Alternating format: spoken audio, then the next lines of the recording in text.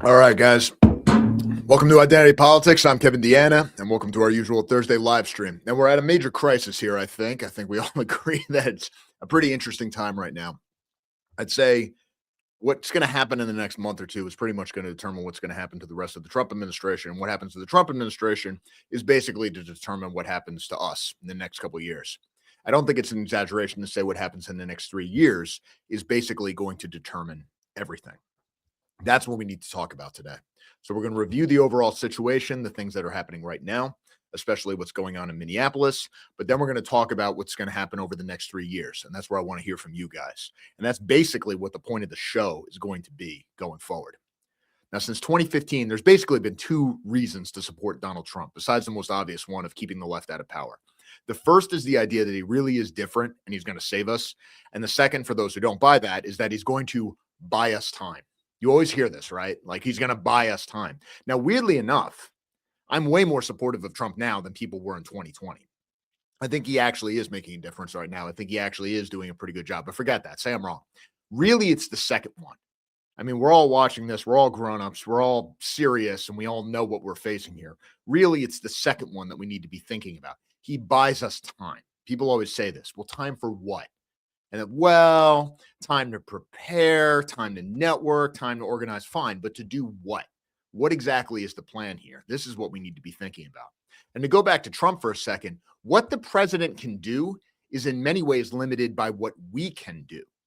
Like during the Franklin Roosevelt administration, there were some liberals who went in there and tried to convince FDR to support some stupid thing. And FDR, being FDR, of course, he supported the stupid thing. But then he told them, okay, you've convinced me. Now get out there and put pressure on me. We don't really do that with Trump. Can we even do that? And I'm not talking negative pressure like trying to tear him down, but the kind of positive pressure where you're building momentum to enable him to go further to the right. Can we do that? Like there are plenty of right-wing groups out there, but are any of them a real political force? Is there an equivalent to the Democratic Socialists of America? We make fun of these people. Yeah, as biomass. I mean, they're just sludge, right? But they're electing mayors in major cities. They're organizing student groups. They're doing all these things. Do we have something like that? Do we have any NGOs that are getting money from the government? In the pro-white sphere, how many full-time activists do we even have, like in the country? You probably count them on two hands. After 2020, a lot of people were done with Trump. And there was a lot of talk about how there's going to be something new. We're going to have someone more hardcore than Trump. We're going to have this whole new movement. None of that happened. We're still in the age of Trump. And whatever good is happening, and we'll get into that in a bit, is basically reliant on this one guy. And that's a real problem. And if you say, well, I just won't support him, okay, fine. But then you don't like magically gain power.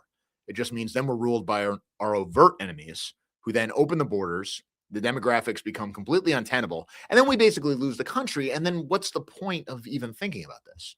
Like, why not just care about the Super Bowl? What would be the point of a white guy doing a blog about like national politics in South Africa or even Haiti or something? Like, that's how close we are. We have to have a sense of urgency about all this. In contrast, look at the left. Minneapolis, you have these organizations, they've got logistics, they've got support, they've got dedicated activists out there opposing federal law enforcement. Why doesn't the Trump administration just break them up? Well, maybe they are, maybe they're not doing enough, but you also have to contend with the fact that the judges thus far have been freeing everyone who gets arrested for anything, and the local juries are not going to convict anyone based on politics.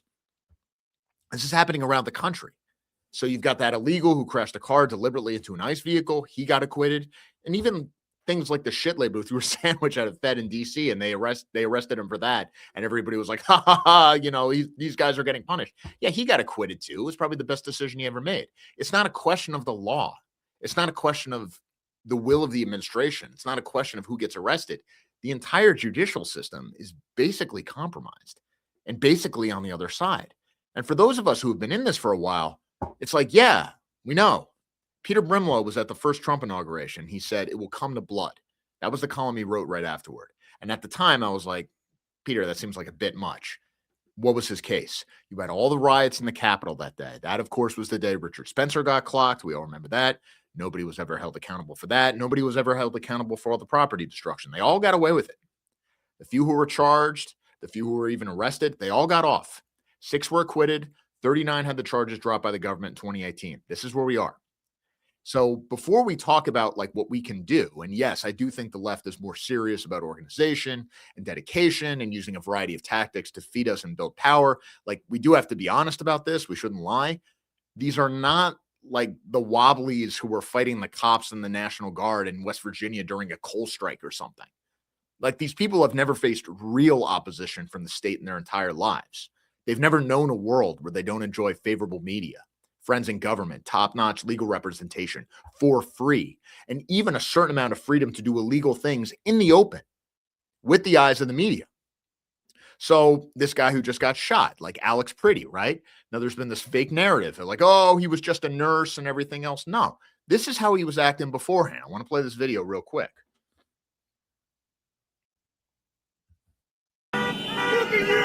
Pepper spray! Fucking insult me, motherfucker!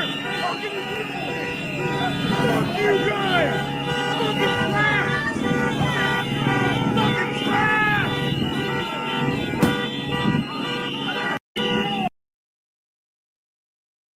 And then this is the other one that just got released from the BBC, though this is a bit of a longer one. But this goes on for about 2 minutes, and you can see that he was doing stuff that if you or I did any of this stuff, we would go to jail. No question. Here's that video.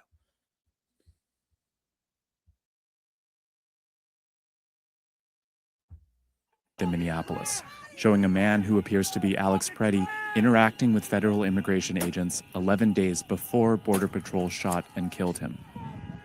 Our footage was analyzed by the BBC, whose facial recognition technology confirmed his identity to a 97% degree of accuracy. On the morning of January 13th, our team received a tip that federal agents were blocking a street at the corner of East 36 and Park Avenue in Minneapolis. We arrived around 10:15 a.m. We saw observers shouting at the agents as they walked back to their vehicles. When they started driving away, the man kicked their taillight. An agent then got out of the vehicle, grabbed him, and pushed him to the ground.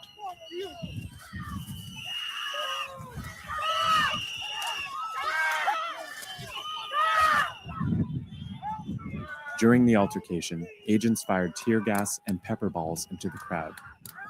They continued to hold the man down before they retreat, and he walks away.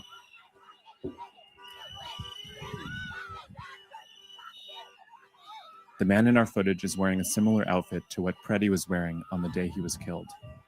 What appears to be a gun is also visible above his waistband.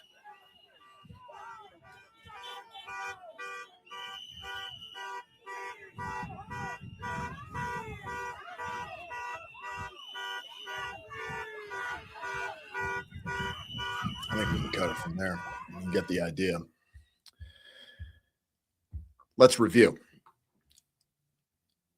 Property destruction, spitting on the cop vehicle, while armed, starting fights with law enforcement, destruction of federal property.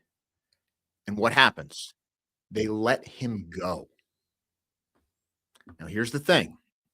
I've been to protests. I've been to protests that got out of control. I've been tear gassed a couple of times, Iceland at Seville. I've seen a few brawls. I've seen how the cops interact.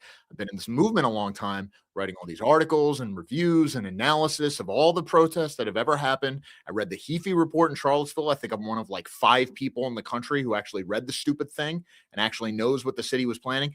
There's no scenario ever in history where a right-winger armed with a gun smashes a cop car, let alone a federal agent's car, and doesn't go to jail for years. And if he confronts and struggles with law enforcement with a gun, he dies. And every reporter in the country and every human rights advocate and every NGO laughs and gives the cop money. Well, that's not true. Ashley Babbitt, January 6th. I rest my case. What he did there is more than any right-winger has ever gotten away with in 75 years from the federal government. That alone. So one of the reasons you have people willing to do all this stuff is because their entire lives, they've gotten away with it. Again, Renee Nicole Good, she was the first person shot by ICE. Her wife said right after the shooting, you remember what she said? Why do you guys have real bullets? To federal agents. Think of how sheltered you must be to say that.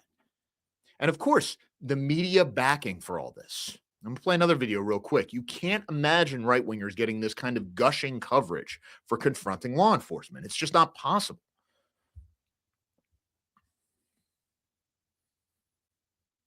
As we pull it up here for a second. Here we go.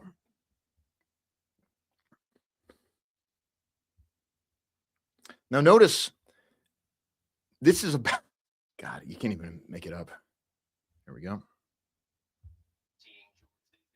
Seeing George, they feel like they have a right to continue pushing back, and they feel like it is working, but especially they're upset because they feel like ICE has been everywhere. When I got to town, my team who had already been here said, don't rent a dark SUV. People will assume you are a federal agent because they're all over the place, and people will not be happy. You, of course, also have the immigrant communities. They are very afraid. There are people who haven't left their homes in weeks. And maybe, George, the most dominant emotion is dread. As long as the raids continue, the protests continue, and another shooting could happen at any moment. And especially after Alex Preddy's shooting, more demonstrators could potentially bring their own weapons under the belief they have to be prepared to defend themselves from federal agents who could shoot them. It is a very dangerous recipe. People are scared, but they're also resolute that they have to fight back. All right. Now see if you can imagine a right-wing movement getting gassed up like this from the media. These right-wingers are going armed, but they feel like the federal agents are going to shoot them and they need to defend themselves. And they're scared, but they're resolute. Again, consider what happened to the J6 people. 13% of the entire FBI involved in going after them. Media and seemingly every liberal in the country trying to turn them in some cases by their own family. How are they treated by the justice system? Aside from a few cases with the Oath Keepers, I think there were 2 of them, where the government won convictions on like 61% of the charges. So those guys still got screwed, but they only got convictions on 61% of the charges. If you look at every other case that came out of that, you've got a conviction rate of 99%. 99%. I think there was literally 1 acquittal on a misdemeanor charge, and there were 2 hung juries. And remember, you didn't need to be there. You didn't need to know the people who put you in a group chat. You didn't even need to know that you were in the group chat. You didn't need to be in the city that day. Just random charges for conspiracy or whatever else, years in prison, tortured in prison, automatic conviction. So compare what's happening now. Fox News recently reported, quote, a Minnesota-based federal judge who threatened to hold Immigration and Customs Enforcement Acting Director Todd Lyons in contempt of court has donated to a nonprofit that gives legal support to illegal immigrants. Judge Patrick Schultz, an appointee of former President George W. Bush, and his wife were listed in a 2019 annual report for the organization, the Immigrant Law Center of Minnesota, which routinely condemns the Trump administration and advertises free legal advice for immigrants, refugees, and people detained by ICE, unquote. And this was the guy, this judge, who was saying very showily and everything else, my patience is at an end. And that was gleefully covered earlier this week by just about every single mainstream media organization. And by the way, Minnesota judges are also letting the illegals who have been detained out of jail as quickly as possible. So Sam Faddis, who runs A&D Watch on Substack, he was on Steve Bannon's show recently. He was calling for a mass arrest of these groups. This is what he said. It was about a minute long. And if anything, I think he's being too optimistic in his belief that the federal government can actually do something to meaningfully detain these people. Because you're dealing with a network that has operated not just for like a decade, not just for like 25 years. In some of the cases, we're talking like half a century. Like these groups have been around for a really long time. Anyway, here's that video once it loads up here. Exist to impede and obstruct federal officers in the enforcement of law. That is a conspiracy. That is a felony. That's punishable by up to 20 years in jail. So there shouldn't be anybody free who is organizing teams, vectoring them in on ICE, teaching people how to de-arrest, as they call it, which is physically intervene in this process. All of that is those are all federal crimes. So everybody that thinks it's cool to set this up, organize it, train these people, they ought to all be in custody, and this whole apparatus ought to be shut down. When you're talking about us earlier, just leaving these ICE guys to handle this one confrontation at a time on the street, that resonates with me. Why are we doing that? There are in Minneapolis at any one point in time something like, this is by the left's own admission, 4,000 to 5,000 trained people on the street in an organized fashion confronting ICE. Wait, why are we allowing that to exist? Every person who's part of that apparatus ought to. Yeah. Now let's ask ourselves this question. Again, been in this movement for a while, seen a lot of different groups, seen a lot of grand theories, seen a lot of promises of revolution. We're going to do this, that, and the other thing. Can any of us honestly say that we could get 4,000 to 5,000 people together for like a national rally, let alone in one city? Now, this guy's right, but here's the thing. You have illegal aliens, you got members of gangs, they're ramming cars driven by federal agents trying to kill them. No one is seriously questioning any of this. They get acquitted. You have some illegal with a rap sheet a mile long. He gets deported. Democratic senators literally fly to a foreign country to try to get him out. So how exactly are you going to convict these guys? Now, I understand that these are federal charges, so you have a bit more freedom in terms of the venue and whatever else. But who's to say some federal judge isn't going to just throw these out? This is the situation we're in. I mean, this is the hard truth. There's not really a way within the system to do a one and done crushing of all these people. You basically have to sweep aside the entire judiciary, like Nayib Bukele did in El Salvador, to even begin doing this. And how did he do that? He took power, but he wasn't able to like really wipe aside the judiciary until a couple years later. This is always the problem. Same thing in Poland. You had a right-wing government there. They tried to do this judicial reform to get rid of all the communist judges that had been there since the Eastern Bloc days. What happened? The EU came down. I mean, this is always the key. They embed themselves in these institutions. And because liberalism is so dedicated to this idea of rule by procedure, there's no way to actually solve the problem. Well, okay, is there anything that has actually been done in this country by this administration that might be some use to us? Because all you're doing is you're saying, well, there's nothing that can be done. We lose no matter what. All right, well, here's a positive counterexample. This is something that actually happened. This is something that's happening right now. Daily Caller reports, quote, this is the headline, turns out military judges are really good at deporting illegals. President Donald Trump's use of military lawyers as immigration judges appears to be helping boost his main deportation goals. Ever since the Trump administration amended official policy in 2025, which allows military personnel to act as temporary immigration judges, illegal migrants have been ordered deported or pushed into voluntary departure at higher rates, according to newly released data. These judges could prove to be major players as the president follows through on a pledge to conduct the largest deportation operation in U.S. history. Military lawyers, also known as Judge Advocate Generals, JAGs, issued deportation in 78% of cases throughout November, the first full month JAG judges began issuing rulings, according to information provided by Mobile Pathways, a California-based nonprofit organization that advocates for migrants. So, these guys are not happy about this.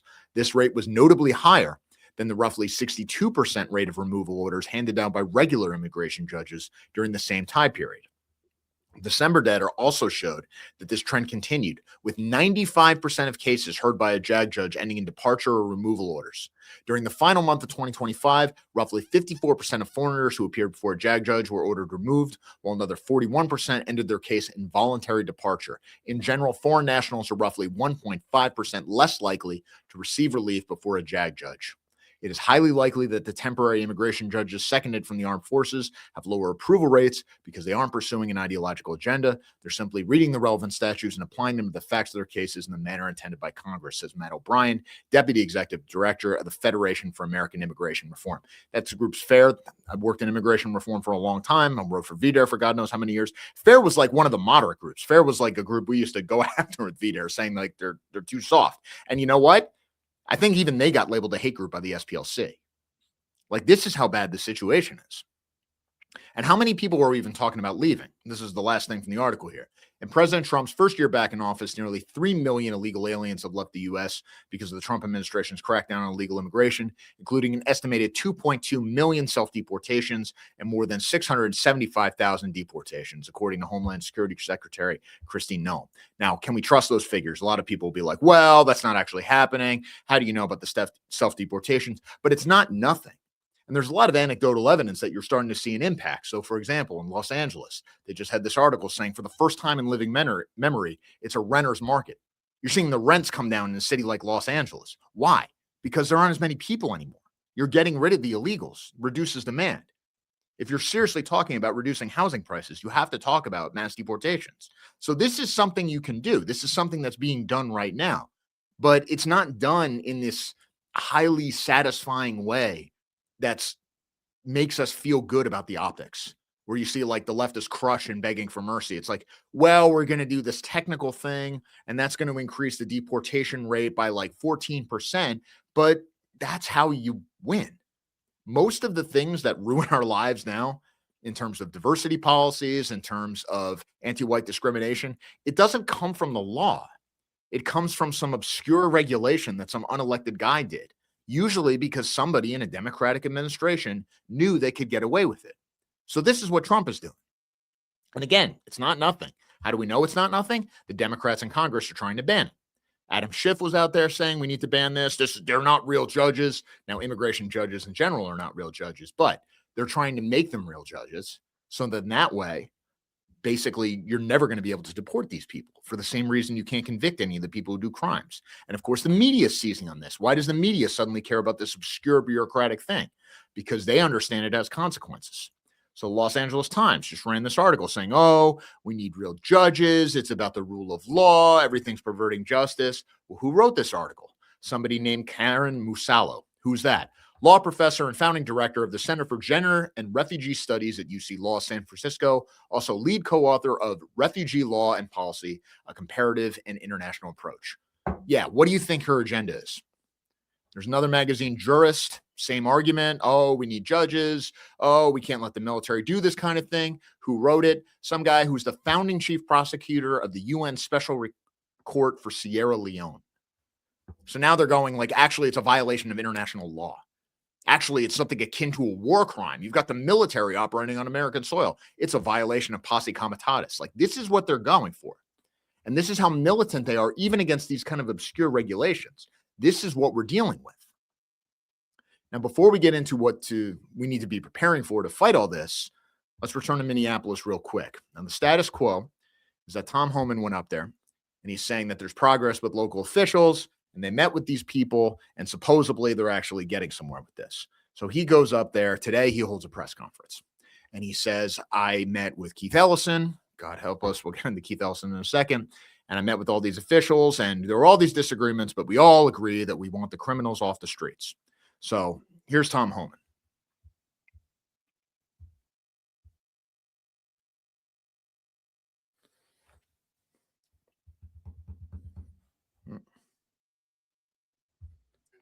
Good meeting with Attorney General Ellison.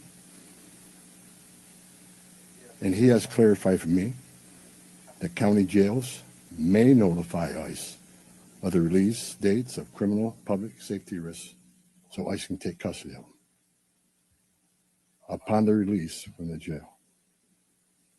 And let me tell you why that's important. I know people are a lot concerned about the manpower has been set in law enforcement manpower. Look, I've said this many times before. I've said it for the last several years. Give us access to the illegal alien public safety threat and the safety and security of a jail. It's common sense. It's safer for the community. It's safer for the agent. And it's safer for the alien. Because anything can happen on a street arrest. It just makes common sense. And for the people that argue, well, we're a welcoming community because we want victims and witnesses of crime that are here illegally to feel safe to come to police without fear they're working with ICE. We're not going to talk to the victim and witness of crime. There's no problem there. They should feel safe to come to police and ask for help. All we want is to talk to the person that local and state law enforcement authorities locked in a jail cell. All right. I think that's what we'll end it for that one there. You see how detailed and how minute this whole fight has really been about. Everything that's happened in Minneapolis has basically been about this very small thing. Does the federal government have the right to pick up the people who are already in jail, the violent criminals who are already in jail? And Minneapolis went to the mat to say no. So what happens? And the officials won't hand over the illegal alien criminals. You have to do the huge raids, which gets the attention, which then causes all this stuff. But notice what he said there. And again, they're trying to say this is a great triumph. Keith Ellison may allow jails to notify ICE. May, not have to. Well, they just won't. Unless they're compelled, they're not even getting anywhere on this very mild thing. And of course, who is Keith Ellison? Keith Ellison, not just the first Muslim in Congress, weirdly got out around the time of the Me Too scandal, but who knows? But Keith Ellison, you've seen the picture of him holding the copy of the Antifa handbook by Mark Bray. In law school, not a kid, late 20s, writing under the name Keith Hakeem, defending Malik Zulu Shabazz of the New Black Panthers, calling for a separate black ethno state in the South. Like, there's no common interest that we have with this guy. He's not an American in any meaningful sense. There's no scenario where you can like negotiate with him and say like, oh, actually, we all believe in the same things. No, everything that is good for him is bad for us and vice versa. So he doesn't want these jails to be turning over even the most dangerous criminals. That's his constituency. That's a bioweapon against white America. Now, Tom Homan, don't worry about the video. I'm just going to say it here. Tom Homan says there's going to be prioritization of criminal aliens, targeted operations. But he says everyone is still on the table. And during this press conference, he does this whole thing where he says, look, we're doing targeted operations like we've done for years. But if you're in this country illegally, you don't get to say you're just exempt. At any given moment, we can arrest you, we can deport you. And the reason for that is because we can't tell people to break into the country and then they just get away with it. Now, of course, what we want to hear is all illegals are gone. That doesn't seem to be what's happening here. At the same time, they're not fully backing down. They're not saying, well, actually, we're just going after the criminal aliens. They're doing this whole targeted operation thing. Operations are continuing. Showdowns are continuing. So this is worth seeing. This was a raid earlier today. So this is happening in Minneapolis like this morning. And the key here, it's all going to be in the details, whether we see whether this is a surrender or not. Because what's ultimately going to happen is we're going to see some numbers where they're going to say, and we've been seeing this from the press, 70% or whatever it is of these people who are being deported actually have no criminal record, which is actually what we want to see. You want to say that you're going after the criminals, but then nobody's actually being deported. But then actually everyone's being deported. So I'm going to play this video here real quick. No,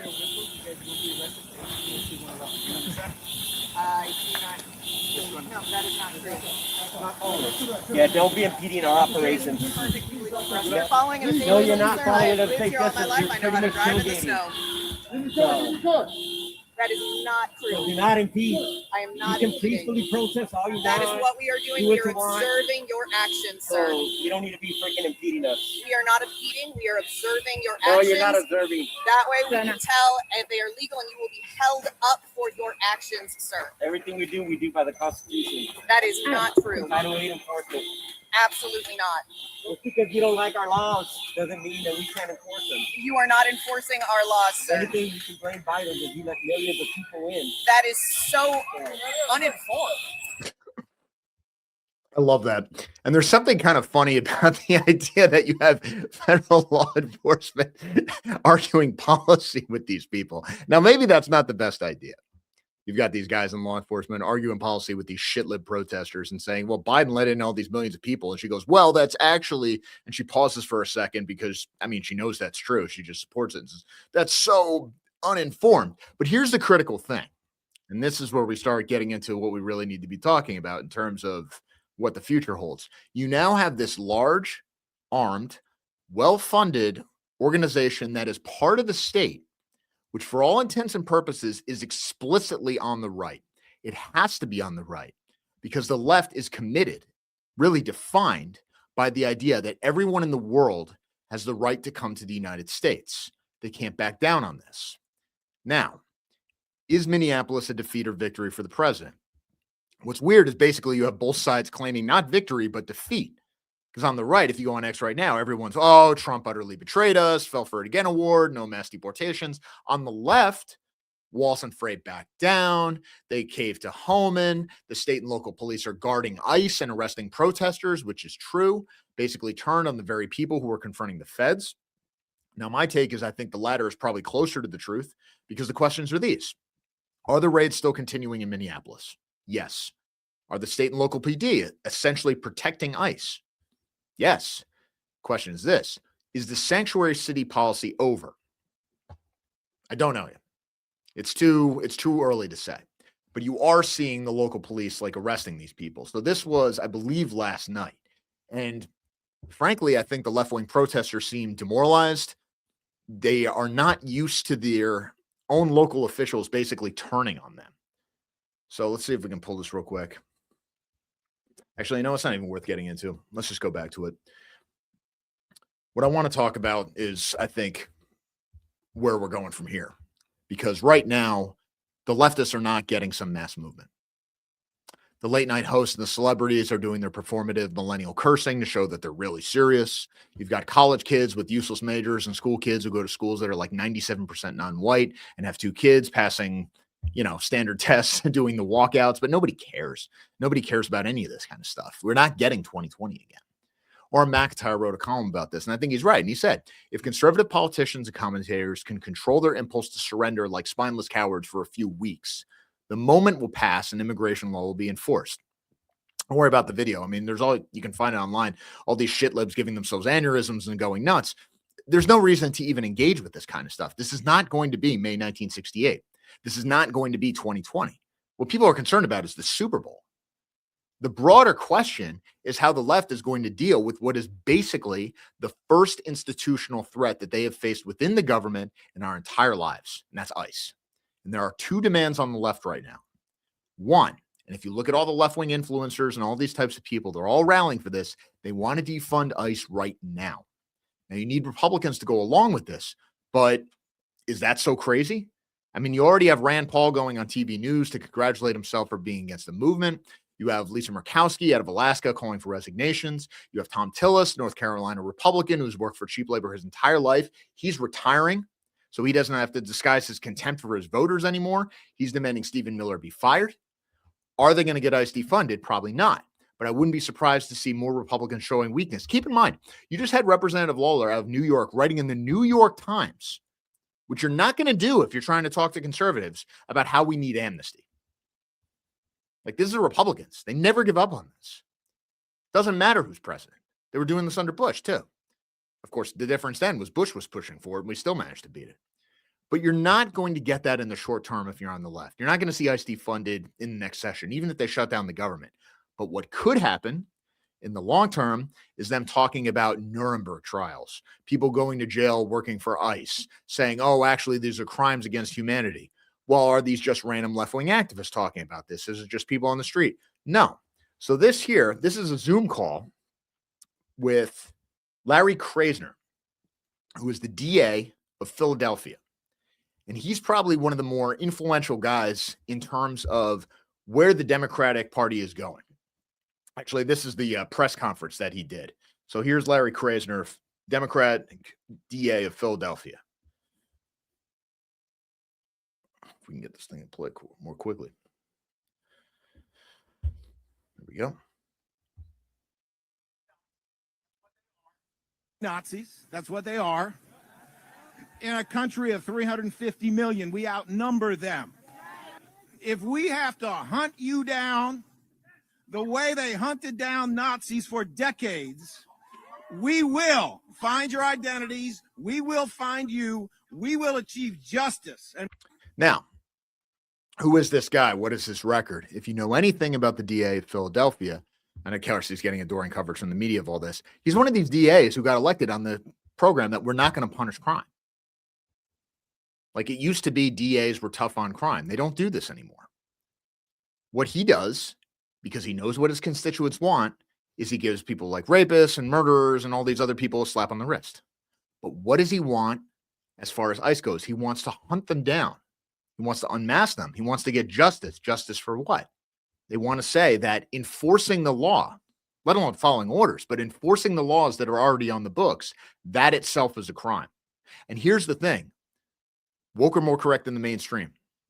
He may get away with this. After all, what is the role of law enforcement? It's not to punish a crime. It's to protect the ruling order, whatever that is.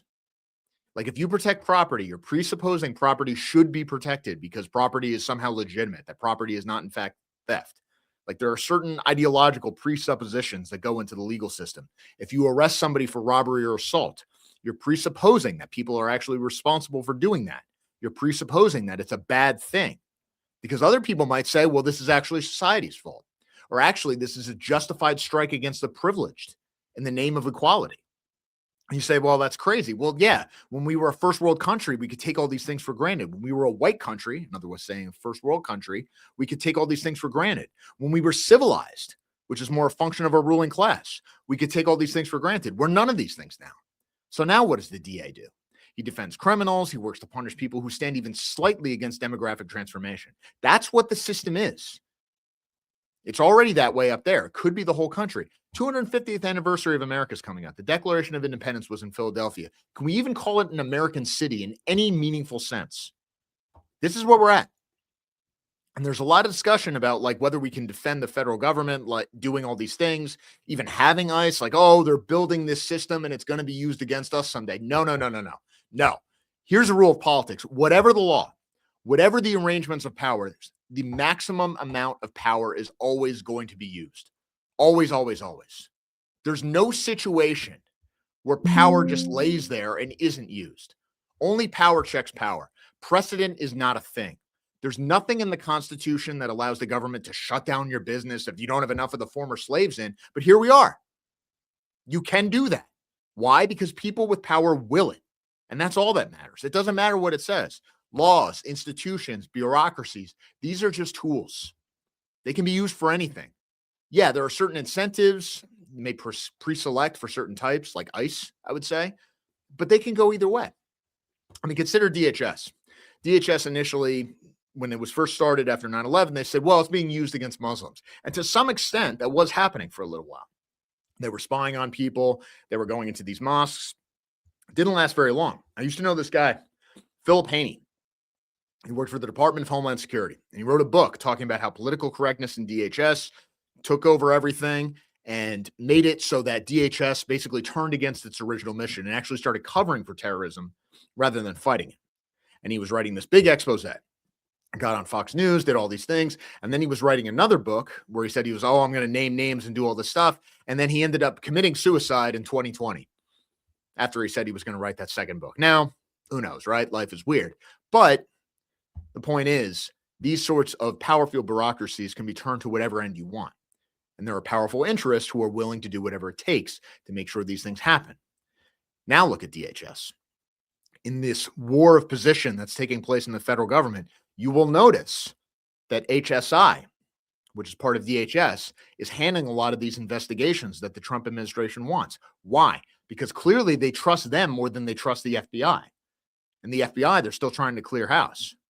Former FBI agents are going to the New York Times to write exposés about this kind of thing. So what are they doing? They're going with DHS. These sorts of things are going to be used no matter what. And they're going to be started no matter what. If the potential is there, if the capability is there, it's going to be done. The only question is whose interests are it going to serve? Who's going to be in command of these things? What kind of personnel are going to be there? Same thing with technology. People talk about Palantir. Palantir has become like one of the big enemies on the right. Here's the problem. Maybe Palantir is bad. I mean, I've seen the same quotes you have. I've seen the same statements from the guy in charge bragging about taking down the far right in Europe and everything else. Yeah, I get it. But here's the thing. The fact of the technology is going to be used by someone. And even if you ban Palantir, even if you got rid of it somehow, it'll just be somebody else. And if we were in power, we might call it something different, but you're going to use the same stuff. You have to. This is just the nature of government. This is the nature of power. This is the nature of modernity. You don't go to war and not use the most modern weapons because you think they're bad. You do what it takes to maintain power. So the whole discussion about means and ends when it comes to politics is just beside the point, as far as I'm concerned. The question is, can these people get away with it or not? And if you don't want them to get away with it, what actual barriers can you put in their way that aren't made up of paper? Here's the issue. When people say, well, Trump is doing just enough to infuriate the left, not doing enough to get rid of all the illegals or crush everything or whatever. Yeah, that's a valid argument, I think. I think it's worth considering. But keep in mind, he only has part of the government with him. More than he did during the first administration, but still. So, like, if he did what a lot of us, I think, want him to do, if he just arrested everybody, Courts would just let him go. He has to go to military judges to get illegals who usually have other crimes to their credit to get deported. And even then, he only gets like 70% of them. Why?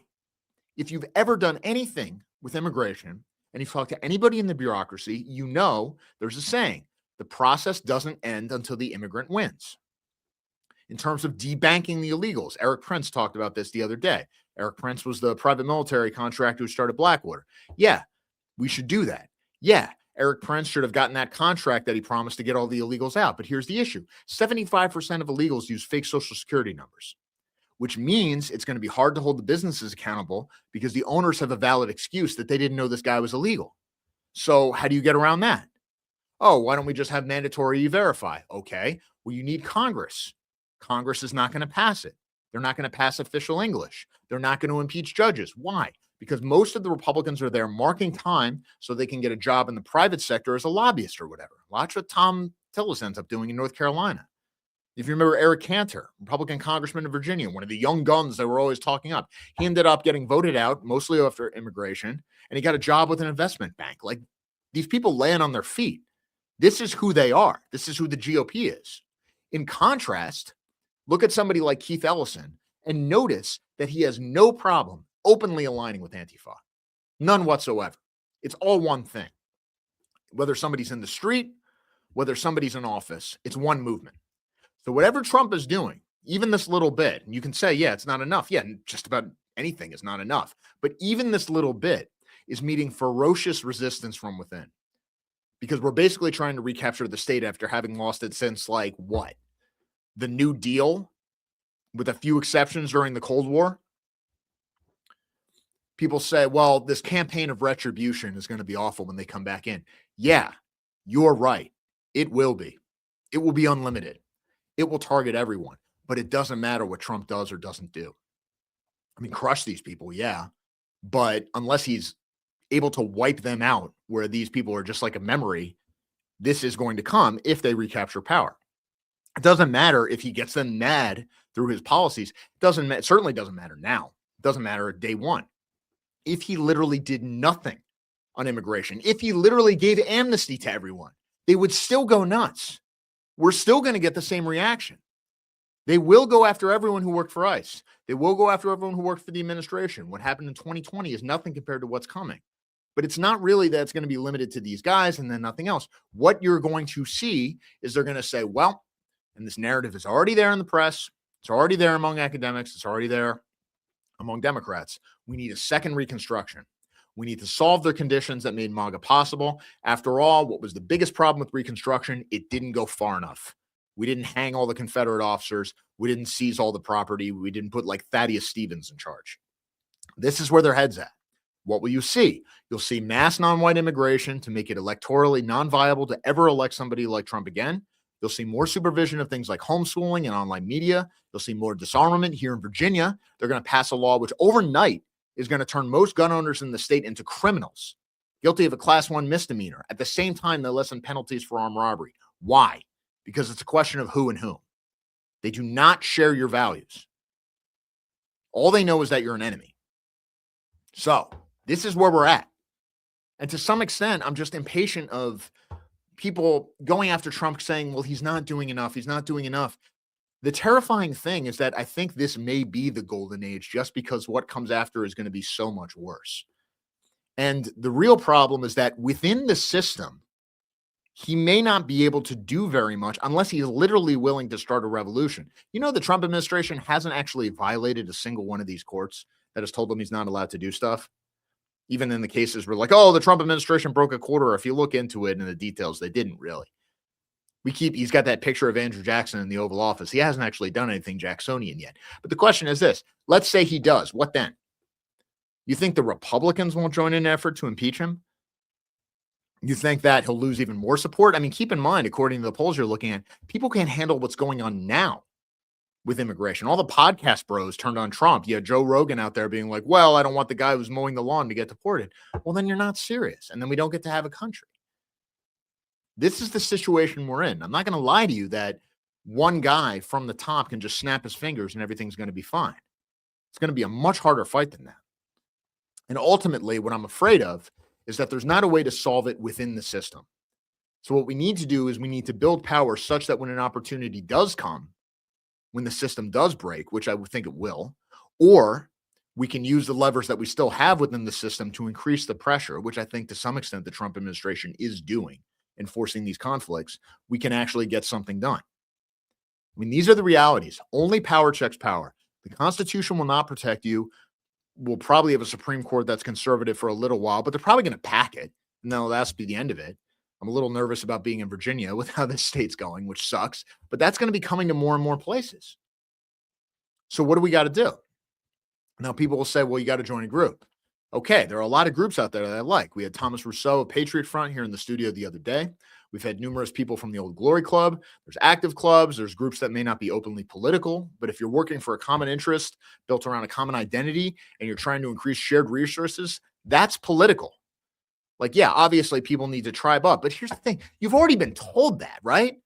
Like, you've already heard this a million times. Like, well, we just need to build like a parallel economy and we need to have a group of people. Like, yeah, I know. Like, to some extent, we're all doing that, aren't we? And like, if you aren't, I mean, do that now and you've improved your life, but you all kind of know this. And people will say like, oh, well, spread the message. Here's the thing. It used to be a big deal if you like got your talking points in the comments section of a local newspaper.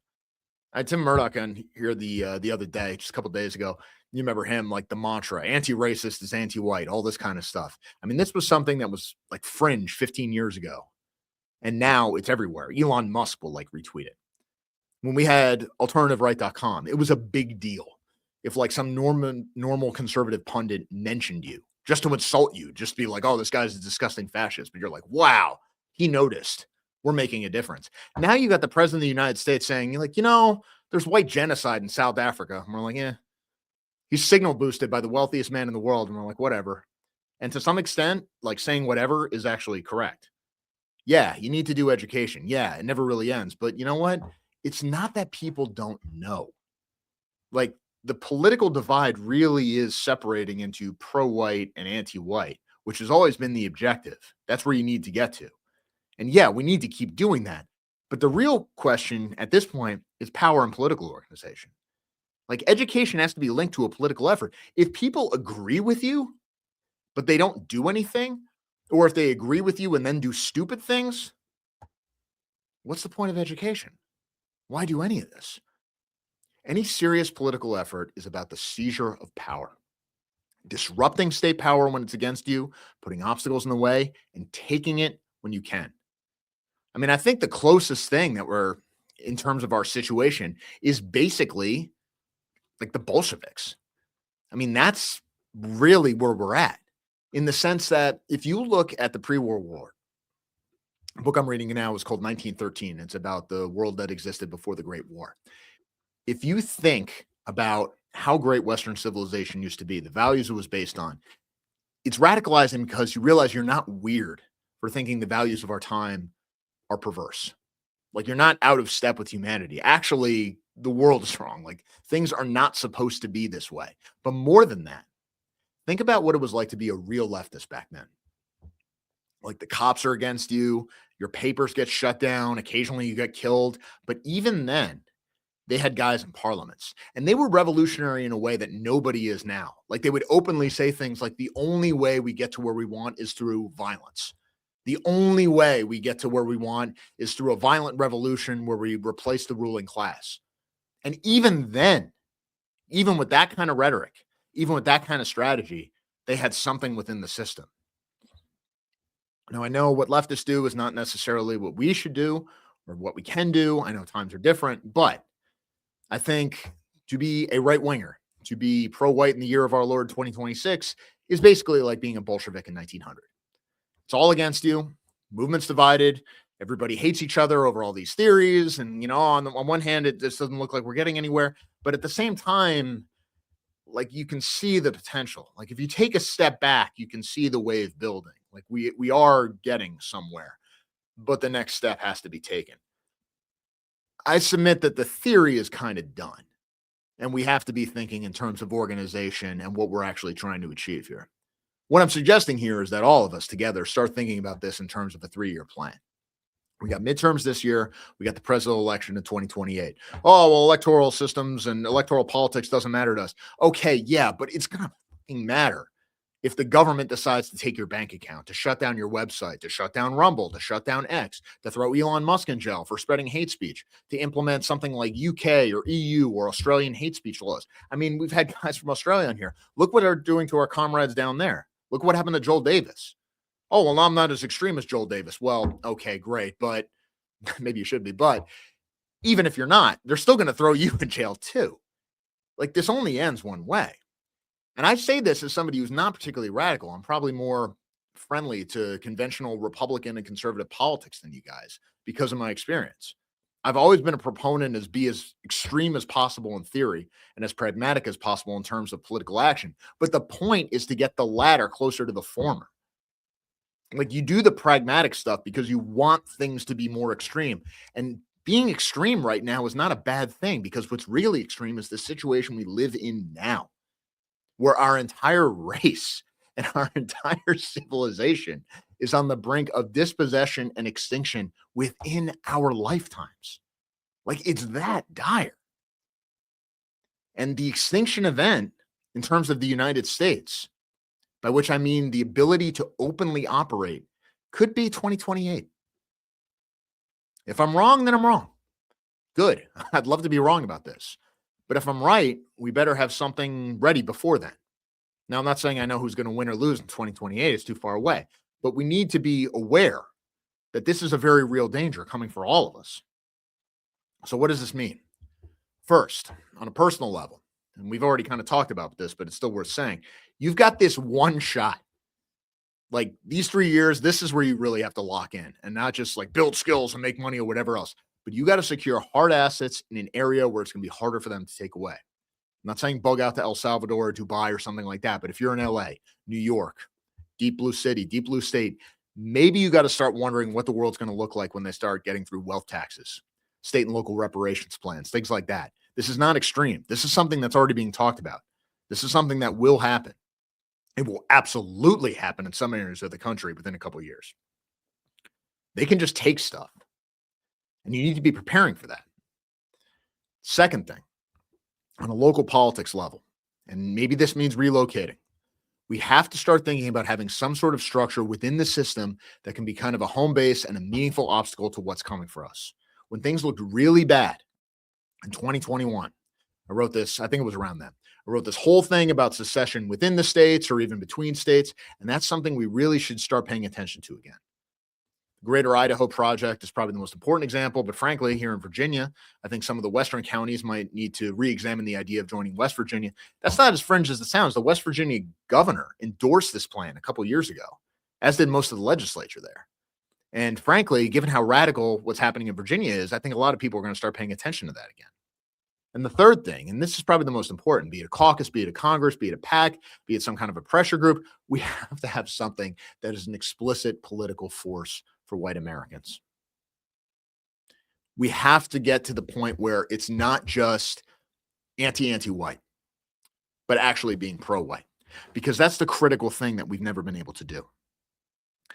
But we have to accept the reality that until we get a full system change, and a full system change, and I hate to use a scare word, but that's a revolution. That's what it is. Unless we have something like that, we are facing the future as a minority. And if we are a minority and we do not have some sort of a political voice that is an explicit group consciousness for us, we are screwed. We are just food for everybody else. We can no longer tolerate this sort of civic nationalist delusion. I understand having to do that within partisan politics. I understand having to do that if you're running for office. If you're running for office, you're running to represent all your constituents, at least in theory. Obviously, you're not going to say, I'm going to run for office just to represent the white people. Yeah, I get it. Even when David Duke was running, he didn't say things like that. But when David Duke won, he didn't say things like that. But as we all know, there are plenty of political groups, cultural groups, financial groups that are trying to win concessions just for the race. And we have to get something like that off the ground. That's the objective. That's where I want to be. And I don't think 3 years is too crazy a thing to see something like that. Because it is a simple reality that if you look at the statistics, not just the rhetoric, not just what people say online, but if you look at the statistics and you look at the polls, white racial consciousness is increasing. And the more whites become a minority, the more group consciousness extends. Even the liberals have talked about this. Vox was complaining about it not long ago. This is a reality that we're going to be living in. But ultimately, what is the final goal? The final goal is system replacement. We have to be willing to think about this. Either we get the system to be so reformed that it can work for us again, or we replace it and basically have a permanent regime. That is where we have to get to. Because right now, the system is rigged in such a way that we can't accomplish any of the even moderate political goals. Even if you get elected president of the United States. Right now, President Trump is having a really hard time getting rid of the most violent criminals without facing what's essentially a low-level insurrection with the support of state and local officials. That's where we're at. And while it's too early to say that what happened in Minneapolis is a defeat for the Trump administration, because frankly, I don't think it is. I think there's a very good case that it's in fact the state and the locality that back down. Certainly the leftists think this. But even if Trump wins here, even if he carries through the goals that he's doing now, even if self-deportations increase, even though ICE now has this machinery to remove these people and you get rid of all these violent criminals, even if you get rid of sanctuary cities, even if you succeed brilliantly on everything that he's doing right now, and it is already making a difference. If you look at wages, if you look at rents, if you look at a lot of the things downstream from these policies, yeah, it is making a difference. But even if it succeeds brilliantly on all of that, even something if you look at birth rates, like whites were the majority of births in 2025. Black birth rate was down like 4%. Hispanic birth rate was down like 1.5%. Like all these things have an impact. But even if he does all of that, we're still going to be a minority. Like at best, given what he's doing. And I think he has a lot less power than we wish he had. He might get rid of the guys that Biden himself let in. That's it. And the only other possibility, and this may happen, you're seeing all these people file briefs with the Supreme Court, is they're going to get rid of birthright citizenship with the Supreme Court ruling. Now, that would be great. That would basically justify everything. But are you going to go back in time and like strip birthright citizenship from people who already have it? Like, do we get to actually deport Vivek Ramaswamy? That would be fun. But like, I don't think we're going to get to do that. Because if you actually wanted to change the demographics in a real way, this is what you're going to have to do. And this leads us to a very politically difficult conclusion. We're going to have to start thinking about citizenship in the ways that those of us on the fringes have been talking about for a long time, where it's not a matter of paper, it's a matter of blood. Where citizenship and race are basically one and the same thing. And we have to have a regime, ultimately, that thinks about it in these terms. Now, how the hell do you get there from where we are now? Well, that's basically it. But we have to start thinking in these terms. Not just defining the final goal, but building the kinds of institutions and support networks where we can just survive under what is likely to be a very hostile regime until we get an opportunity. And here's the thing that I think a lot of us don't really want to talk about. We're going to have to win some sort of position within the system, even a system whose legitimacy you fundamentally question or even despise. You still are going to have to win positions within it if you're going to be ready in a revolutionary situation, assuming a revolutionary situation even comes. Like the biggest black pill here is unless the system screws up and our overt enemies are in charge when that happens. So what do I mean by that? Something like President Gavin Newsom starts a war with China and gets destroyed, loses a war catastrophically and everybody goes crazy and the economy collapses. Like it has to be something that bad if you want a scenario where you just get to like take power. And frankly, that's not in our control. So it's a mistake to pin our whole political strategy on the idea that someday there's going to be a crisis and then we need to be ready. Actually, we should be thinking about how do we start building power in the here and now, not just to improve our own lives, not just to protect our families in an increasingly difficult world, but to actually start winning some influence within the system itself. Because here's the thing. In the unlikely event that that revolutionary situation does develop, and it will come eventually, but there's no guarantee it'll happen in 5 years, 10 years, or whatever. But if you're going to have something to be ready for that, the strategy is basically the same. You still need to have these sorts of groups. You still need to have these sorts of networks. You still need to have these sorts of things now. Do we have a party? Do we have a PAC? Do we have anything other than a bunch of different groups, which right now are doing a lot of great things, and they're building a lot of the parallel networks that we need to be building? But is there something that sort of unites the whole movement in terms of something that we're pushing for, in terms of concessions from the system? Because I can point to what the blacks want. I can point to what the Indians want, both the dot and the feather. I can point to just about what every other group wants. We can point to what the Jews want. Can you point to what whites want? No. And until we have something to suggest, other than just get rid of anti-white discrimination and all these sorts of things, we're just going to be kind of treading water. Now, we have come a long way. The fact that DEI in the federal government is basically gone. The fact that you are seeing these sorts of crackdowns on immigration and they're not backing down from these sorts of things. The fact that you have part of the state, which is by temperament, by incentive, by culture, is basically going to be on the right forever, which is why the left has already concluded that we need to get rid of it, and not just ICE, but DHS in total. These sorts of things are all positive. But this is President Trump's last term. And for a very long time, everybody has been gassing each other up saying, Trump is standing in the way. Trump is actually holding us back. When Trump goes, people will get really radicalized and they're going to do something. Here's the problem with this. The left has a much greater network than we do. They've got universal media backing. You've got Jimmy Kimmel crying on TV. You've got Stephen Colbert calling ICE Nazis. Like they're going all out here. And you know what? Nobody cares. Nobody cares about these people who got killed. They are not martyrs. Normies do not march for this kind of thing. They care about the Super Bowl. So when you have the whole system, the most sophisticated and invasive propaganda system that has ever been developed, going all out to try to push a message, and it's not going anywhere, at least not really. It's not even at 2020 levels.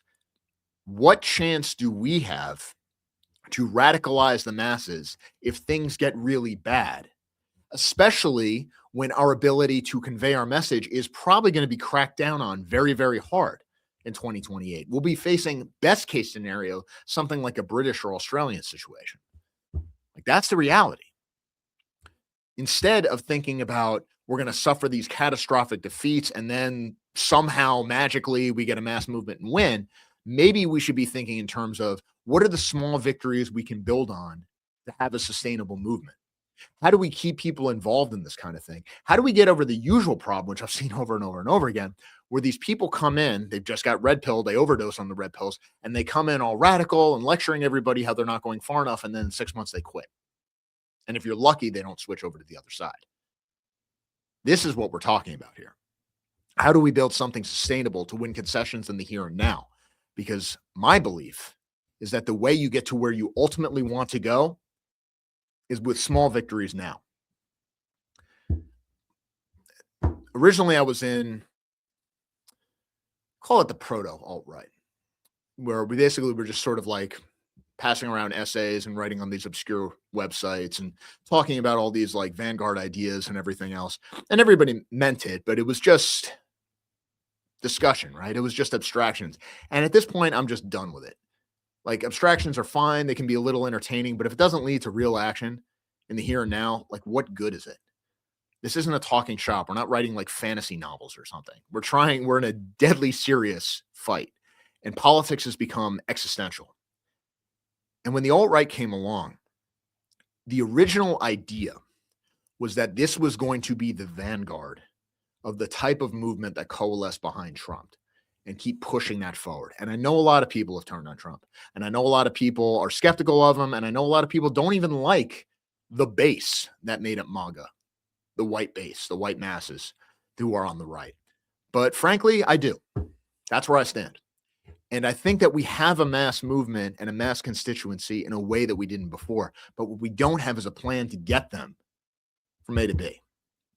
What we don't have is a plan where we say, these are your grievances. These are the things you care about. Here's how we can help you. Here's how we can deliver the returns. Here is how we can go beyond Trump, fulfilling the vision that got you excited about him to begin with. And that does not mean wedding ourselves to the Trump administrations and compromises and failures, but it means cheering his successes and building an independent political force that can go farther. That's a big challenge, but that is what we are going to have to do, because otherwise, what I'm afraid of is we're just going to keep passing notes around, talking about how we can't win, how everybody is ultimately a traitor, and then we just lose, and the internet gets censored, and we can't even pass around notes anymore anyway. What's the point of it? Take up sports gambling if that's where we're going. So we got 3 years. We got 3 years to build something. We got 3 years to build something that can survive the storm that's coming. And I think we have more capability now than we ever had before, not just in terms of numbers, but in terms of the type of people who are coming along, who are serious, who are dedicated, who are willing to sacrifice.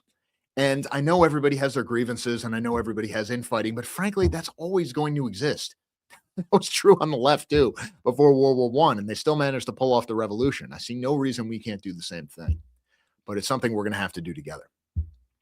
One of the things that I'm working on now is we got this thing to support identity politics. And there are these different tiers on Ko-Fi, I think, where people can join different membership levels. And one of them, when we were coming up with this, there's one, it's called like the silver level or something like that, $25 a month.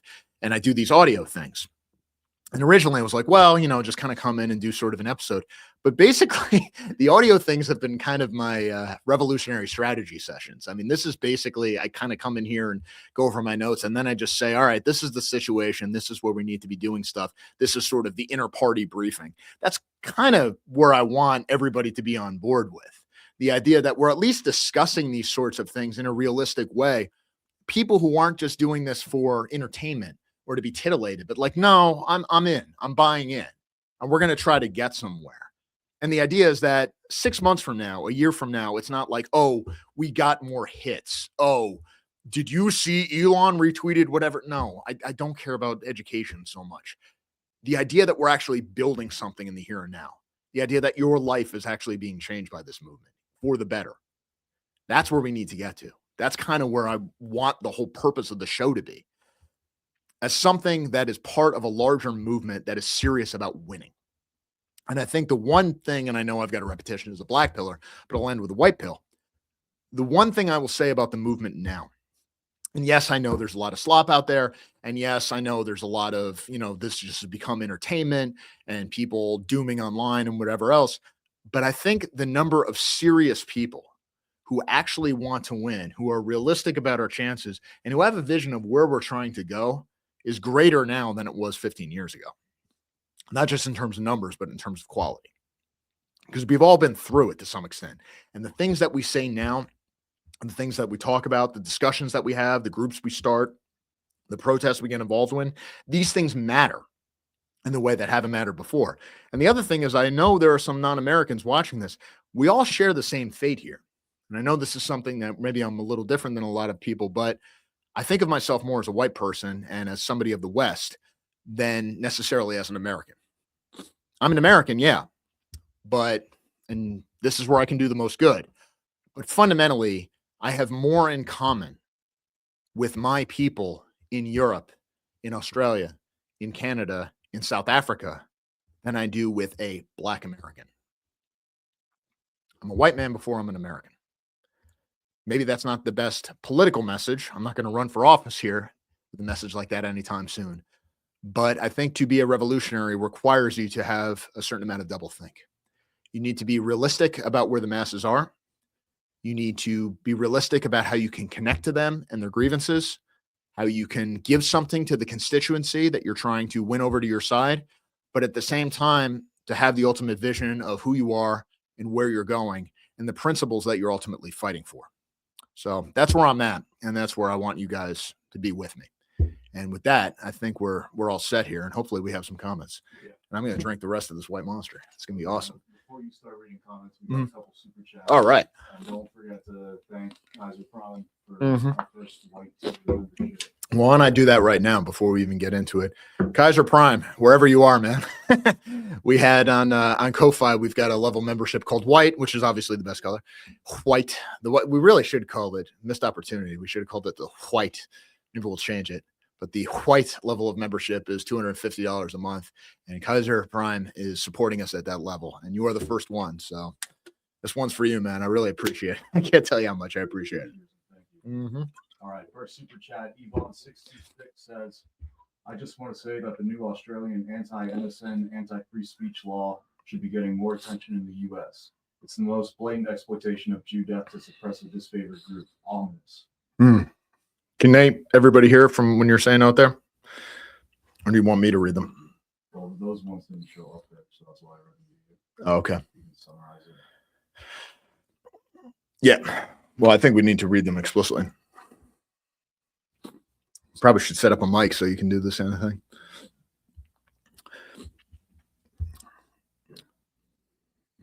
Where are you putting it in the signal? All right. Guys, I'm going to read a couple of the super chats here real quick. All right, thanks. But I'm going to go through some of the I'll go through some of the comments while we're getting those over, but we'll go into the super chats first. But first I'm going to go to the top here and see what we've got going for the other comments. That would be the ultimate white pill. Really like doing these. Yeah, I got it. I'm pulling it up on the phone here. All right. Yeah, we need a kind of Bonapartist reactionary coup in order to salvage the Constitution. Django Unchained. I've actually, this is a promise. One of the audio things that I'm going to do is about Napoleon III. Now, I know I've got the emperor here, Napoleon. But I think in terms of historical models, what do I want in terms of the strategy that would work in terms of how you could actually pull this off? I think we have more to learn from Napoleon III. Now, Napoleon III was the nephew of Napoleon I. And what he did was he created this idea of Bonapartism as a kind of political ideology. Basically, this sort of patriotic, pan-class French movement that would take care of the workers and unite everybody in a grand national effort. Sounds familiar. And he was elected president through the democratic system. And then what he did was a kind of coup from the top where he changed the system and then was proclaimed emperor. And then from there, he had a whole new regime, which was incredibly successful. Like when people talk about the beauty of Paris, Paris under Napoleon I was not very nice. The Paris that we think of during the Belle Epoque, the Paris of romance and imagination that everybody used to want to go to before it got filled with Africans. That was the Paris that Napoleon III built. Industry, science, culture. I mean, he did it all.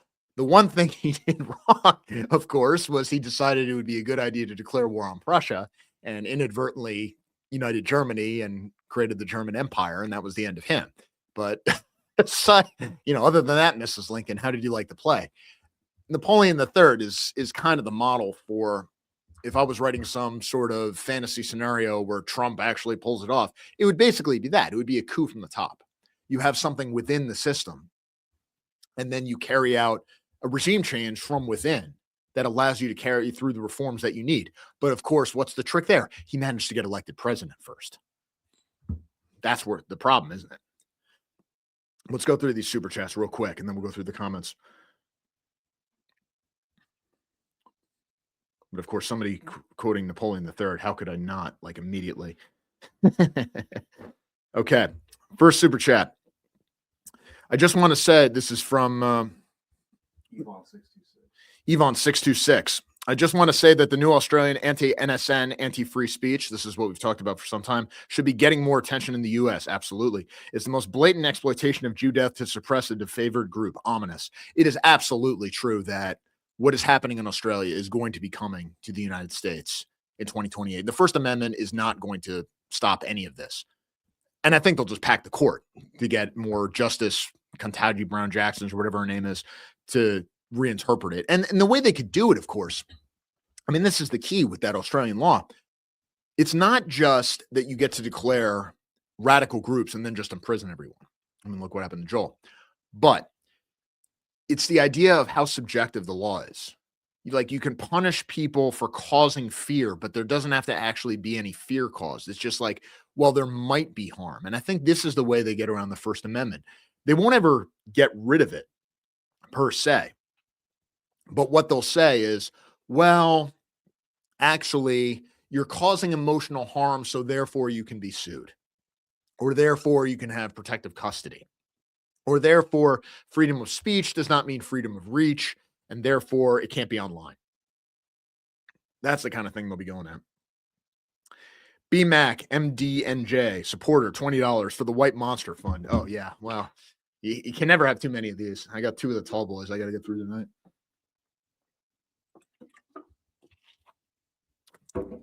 Cousin Jack, supporter, $50. Thank you for everything you do, Kevin. No, thank you. I mean,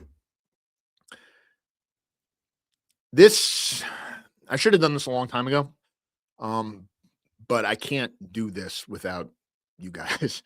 And I'm not saying that in the sense of like, oh, this is the only way we can keep it going, although it is that.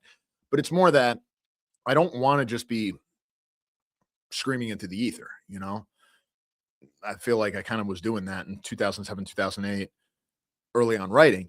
Like we're at a point now where it really is win or die.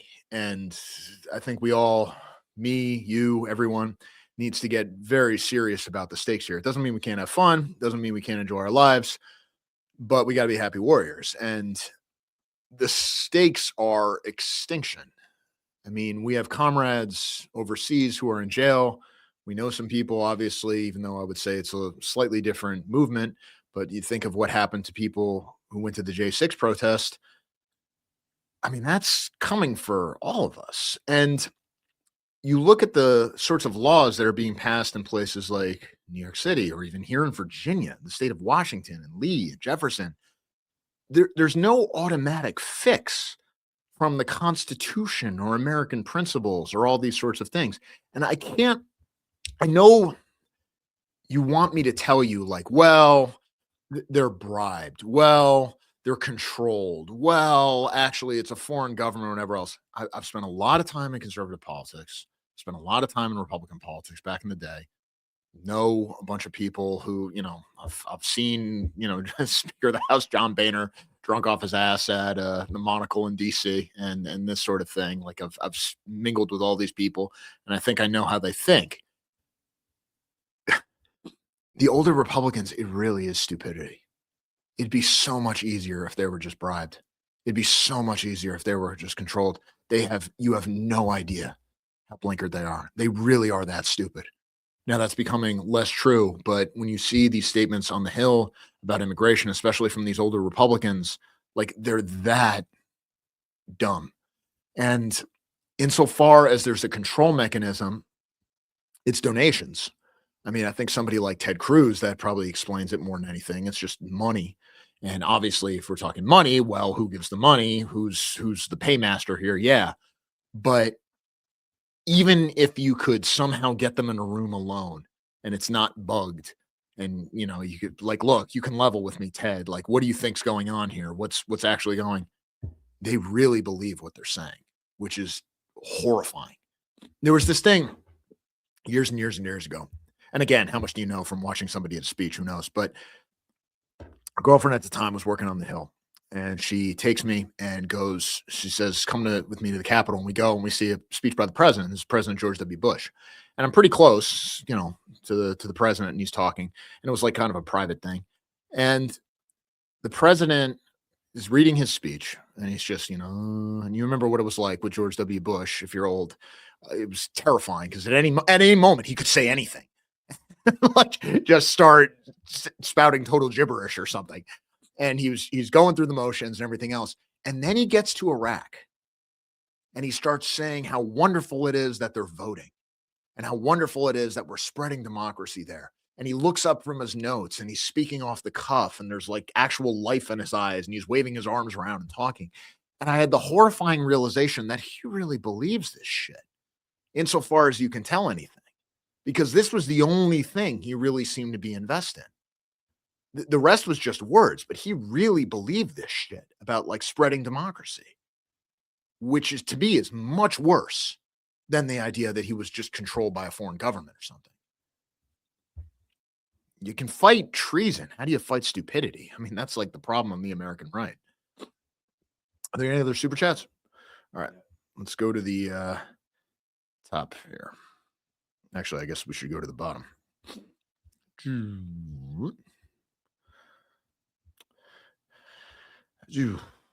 Studios are moving to Georgia. Yeah, that's true. All right, here we go. I'm so glad Gap.com and then Red Ass TV led me to find you. Keep up the good work. Thank you so much. This was Patriots in control. Glad Red Ice is still doing your thing. Haven't followed them for a bit. Let's see. I don't follow.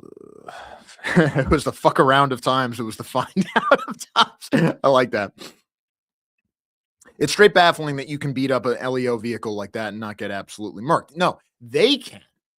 You can't. You'd be shot. I mean, this is the key here. The reason they're doing this sort of thing, I mean, the reason J6 happened is because everybody saw what happened in 2020, and these naive right-wingers went, oh, we can do that too. No, you really can't. I think a lot of people didn't go to J6. Why? Because they were at Charlottesville. And they were like, oh, wait, yeah, this is not going to go well. This is sort of what the protesters may be finding out in Minneapolis. They're doing this kind of thing. And remember, he got away with it. He was not arrested for destroying federal property. That's amazing to me. Had he been arrested in jail, he'd still be alive. Be better off for him. And Nick Fuentes was talking about this. I was watching it right before I went on. People are being so naive about this. Like, oh, he's an ICU nurse and everything else. He didn't do. Well, his parents were complaining in the weeks before about how he had fallen in with the wrong crowd, how he wasn't going to work, how he had gotten all radicalized. He shows up at this place with a gun, not just with a gun, but with extra magazines. Why are you going to a protest with a loaded gun and extra magazines if you're just there to like blow whistles and observe? Yeah, I don't buy it. But again, like he didn't get lit up for that. You would be.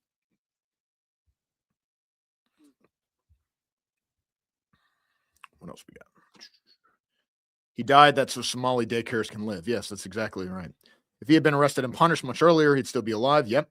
The left acts this way they do because for 60 years, there have been no real consequences for their actions. The thing that should radicalize you more than anything else is when you think about the Weather Underground and you think about the many, many, many left-wing terrorist movements from the late 60s and early 70s, the number of bombings, the number of killings, the fact that none of these people were punished except for the ones who blew themselves up.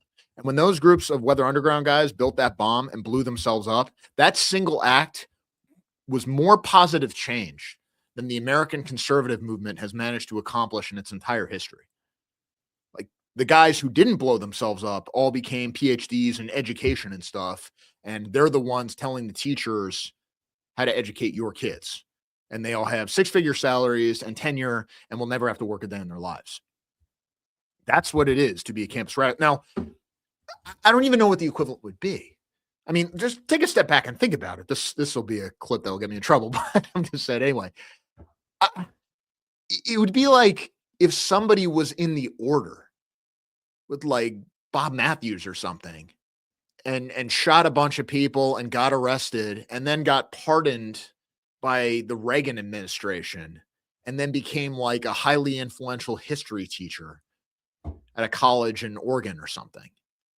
And had all these, and then, you know, whenever newspapers bothered to notice this, it was like, oh, well, despite his youthful idealism, he learned that there was a more peaceful path. And you just get these, like, that's what happened. Like, these are not like idealistic radicals who wrote pamphlets and stuff. I mean, they were murderers and bombers and terrorists, and they get to live at our expense. Like, that's the world we live in. That should radicalize you beyond belief. I mean, imagine if it was the other side. I mean, you can't even imagine. Do you imagine what it would be like if the right operated that way, if the radical right got that kind of treatment? To even suggest a hypothetical is to be completely insane.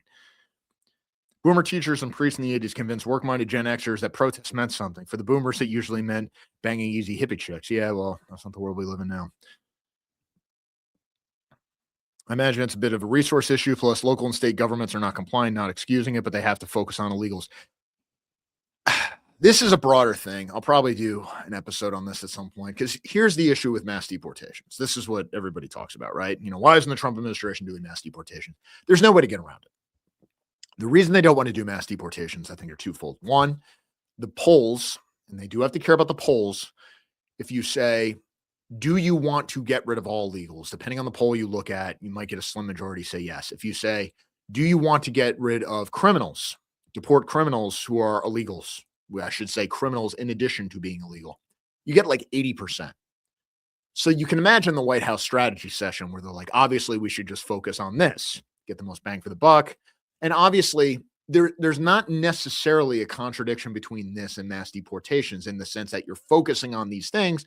But if you happen to come across other illegals, you have an opportunity to arrest these people and get rid of them too.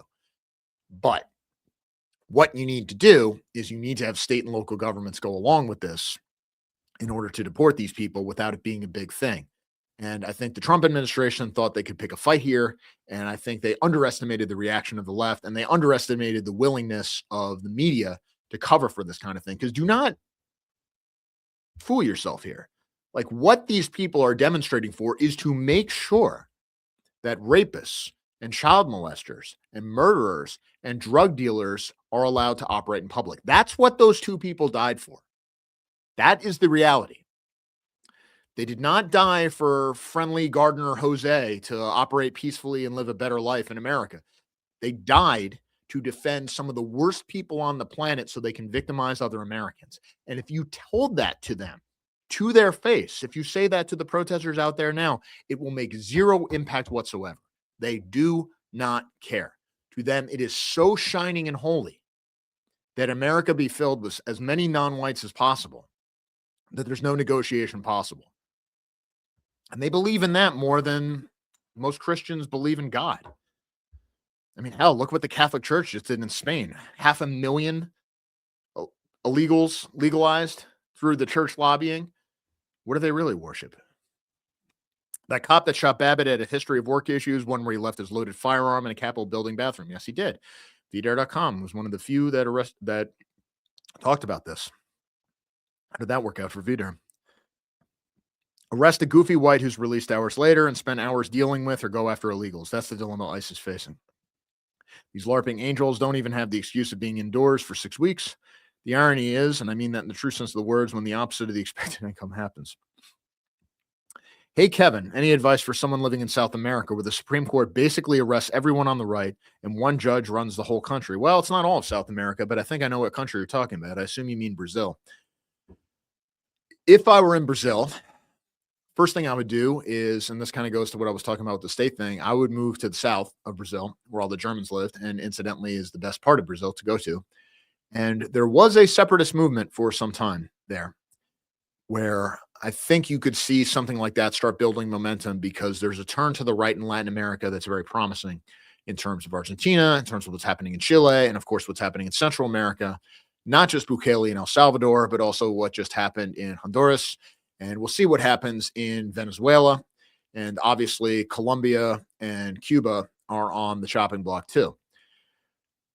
I think that you could see a return to maybe a softer form of the right authoritarianism that used to define Latin America. I hear Bolsonaro's kid is winning in the polls down there.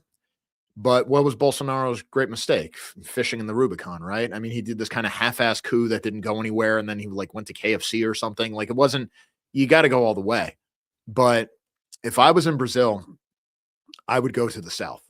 And unfortunately, because I assume you speak Portuguese, that doesn't mean you can just go to a Spanish-speaking country and move in seamlessly. But I would keep the faith as far as Latin America goes. I think in many ways, Latin America is on a much more promising trajectory than America is right now, absent radical change. There is no reactionary right in the USA. Patriots should be following and protesting the judges that are letting the invaders walk. Yeah. There is, I'm blanking on his name, Beesburg, I think. There's one particular judge who somehow every case with the Trump administration ends up in his docket. And there has been some talk about impeaching him. Boasberg is his name. And they just won't do it. And this is something Peter Brimlow talked about for a long time when I was working for him. He was always saying, "Oh, Kevin, we have to impeach the judges. We have to impeach the judges." Well, they're not going to impeach the judges.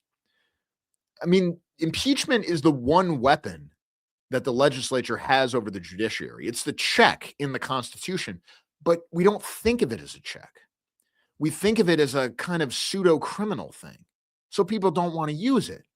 And if they did try to use it, what would the media coverage be? Well, the Republicans are politicizing the impeachment process and we need to have the independent judiciary. I mean, what we have in this country, for all intents and purposes, is a critarchy, which is the rule of judges. Again, not to keep telling Vidar stories, but I remember Vidar used that term critarchy and the media called it anti-Semitic, which I never quite understood that. When the son of a white commie who grew up in comfort gets into the White House, then government is groovy and cool. Obama is jerking off to these protests, even though his cabinet was chosen by Goldman Sachs. Yeah, well,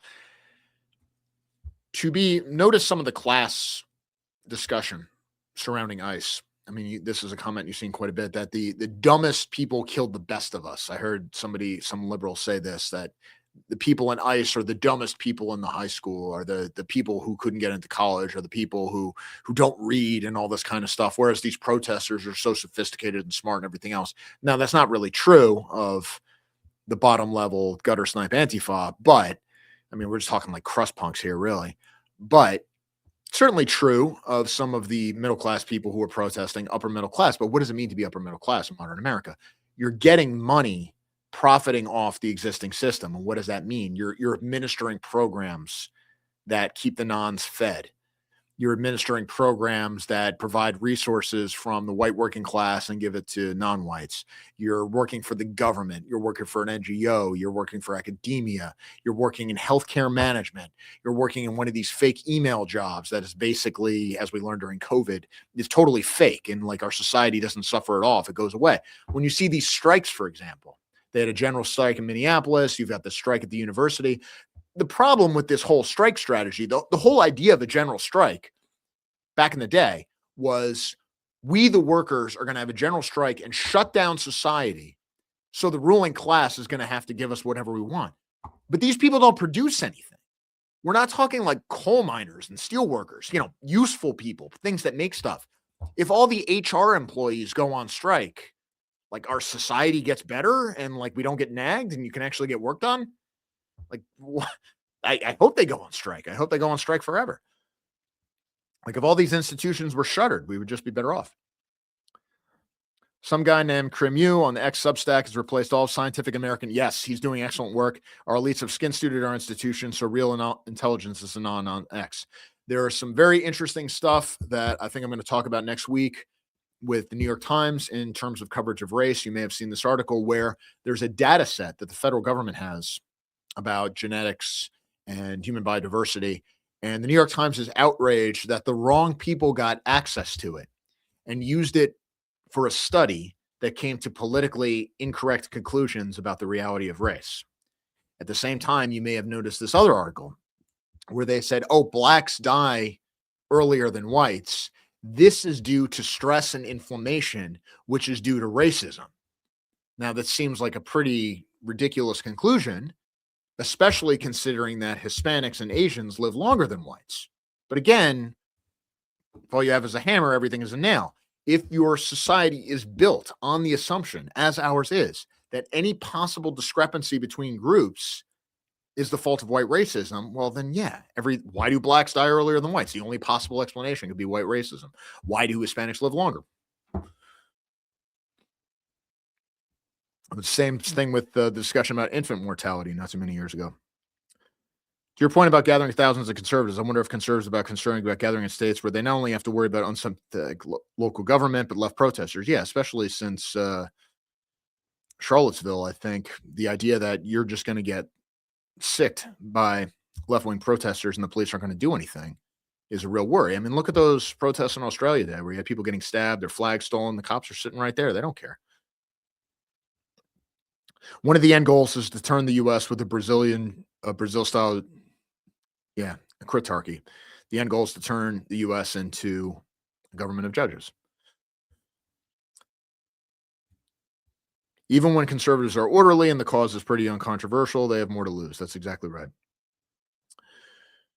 Military is mostly compromised. I'm butchering this, but like you said with Paul Kersey, if there's no law enforcement, then why bother having a country?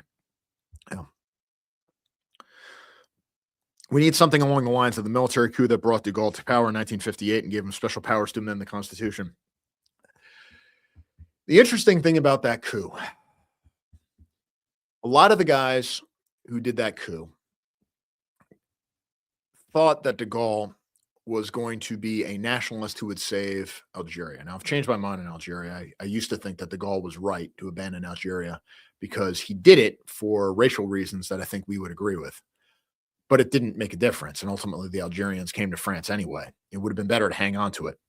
And de Gaulle famously made fun of this idea where the white areas of Algeria would have a kind of independent existence or separate existence. And he's like, what are we going to have, like a French Israel? And the answer to that is basically, yeah, you kind of need that. I've come to believe that you almost need to have a frontier. You almost need to have a border zone. You almost need to have like a permanent external enemy to keep your country united, A. But B, also because if you retreat, even if you disguise it as like a strategic retreat, it just emboldens them to keep coming. I mean, what has happened with the end of the British Empire? All the people from the Commonwealth, they've all gone to London. What happened to Spain? Who are the most common people going to Spain? It's the Moroccans. Why did they bother giving Morocco independence? I mean, what was the point of Franco if you're going to give Morocco independence? Algeria with France. Algeria is an especially chilling example because Algeria was not a colony. Algeria was part of France. That was core French territory. It was there was no like metropole and a colony. It was France. And they gave it up. It would be like us giving up Hawaii or Alaska or something. Like it's part of the country. It's not a territory. And it didn't do any good. But I mean, there was that coup threat that brought de Gaulle to power, but then everybody remembers there was also the second coup, try to get rid of de Gaulle when they realized he was going to abandon Algeria. And of course, didn't do any good. I think Jean-Marie Le Pen was one of the guys who participated in that. I swear I saw you tweet it, but do you see that shitlib unwittingly post that deportations are a far-right election strategy? So do illegal invaders vote? Yeah, they're complaining about ICE going to election sites. If illegals don't vote, why does it matter if ICE goes to an election site? What an odd thing to say. Obama gave that man, Tom Homan, a medal in 2015. Yes, I've seen the president talking about that. It's amazing how you can be like a distinguished civic servant in 2015, and now you're a far-right Nazi, and your politics haven't changed at all. Obama actually juiced his deportation numbers. That's how much has changed. Yeah, I mean, this is one of the things. Oh, Obama deported more people. No, like turning people away from the border is not deportations. I mean, this is one of the things that's wrong here. The only number we really need to be looking at is internal deportations, internal enforcement. That's what really matters. And also in terms of stops at the border, for all intents and purposes, Trump has basically shut down illegal immigration at the southern border, which means that you're going to have fewer border encounters, which means that you're going to have fewer numbers if you're determined to count those as like deportations, which of course is an absurd thing to do. If somebody comes to the border and I say, go away, I didn't deport him. Be like, Super chat, countermeasures sent $100 for the war chest. Countermeasures? Countermeasures send $100 for the war chest. Thank you so much, Countermeasures. White monster for you. What we should do, and I've always said this, we need to set a thing where if people send in a certain number of super chats, I shotgun the tall boy white monster and hopefully die on air, which would be amazing content for everybody. I mean, I think that gets me into Valhalla. Take it up with the All Father. I can see Hyperborea. No, you're just having a heart attack, Kevin. How dare Democrats use the criminals they brought here on purpose as a bargaining chip? They got away with keeping them here, and their voters are unaware that the laws now protect foreign rapists in the U.S. Yeah, that's right. Legal immigration is a big problem, too, says Lejango Unchained. Yes, exactly. Boiling frog, blacks are race first. Blacks are race first, but in a retarded way. Yes. The noise alone is justification for being shot. No kidding. Starting a Google Fiber donation fund. A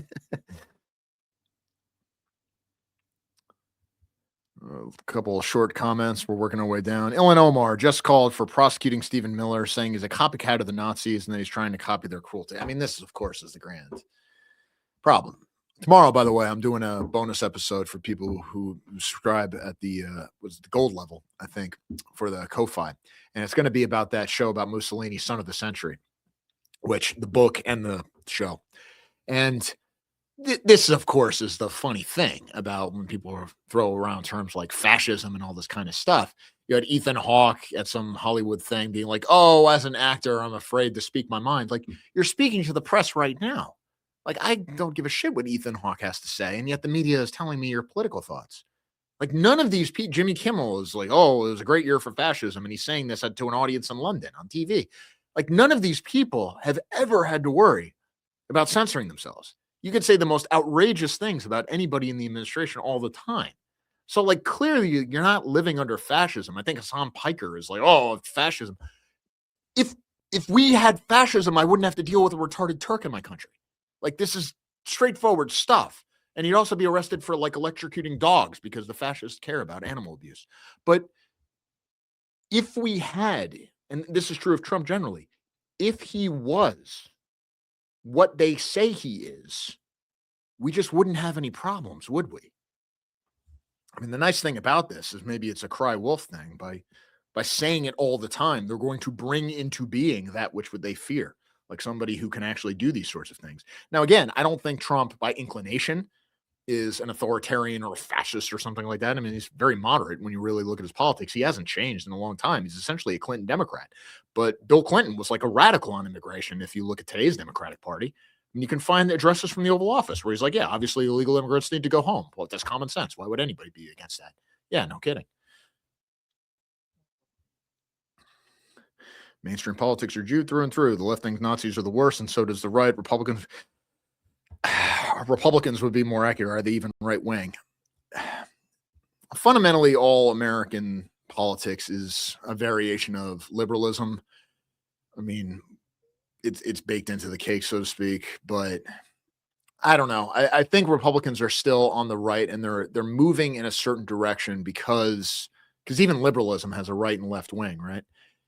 The Nazi thing, I think, is fading. As my wife always says when they talk about like, oh, Nazis, fascists, what they really mean is just like bossy meanie head. I mean, I think to average Americans now, even the Soviet Union is somehow like right wing. Why? Because they had uniforms, and because you didn't have like homeless people everywhere, and because there was this kind of vague talk about service to the state and the motherland and the military and these sorts of things. Like, that's what it is to be right wing. At this point, right wing as a scare term basically just means having like a certain aesthetic. I mean, look at this discussion about the Border Patrol head, right? Like, oh, he's a Nazi. Why? He's wearing a coat.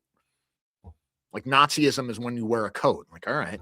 But I mean, that actually kind of does make sense, because think of the way people dress, think of the way people conduct themselves, think of the whole trend in schools and the workplace and everything else where you dress like a slob. Why do you do that? To show your liberation, to show that you're free.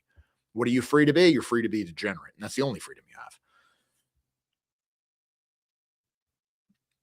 The streets of Philadelphia are so full of fentanyl zombies. So sad. What I want to do, Skull, you're going to be horrified by this because this may endanger our lives, is I really want to do a show called American Safari, where we get like, you're into it, where we get like kind of the old timey, like British African explorer hat. And we go to these things and be like, crikey, look at that one. Yeah, go to Baltimore and explore these areas and everything else. I mean, we'll probably get killed, but it'd be worth it.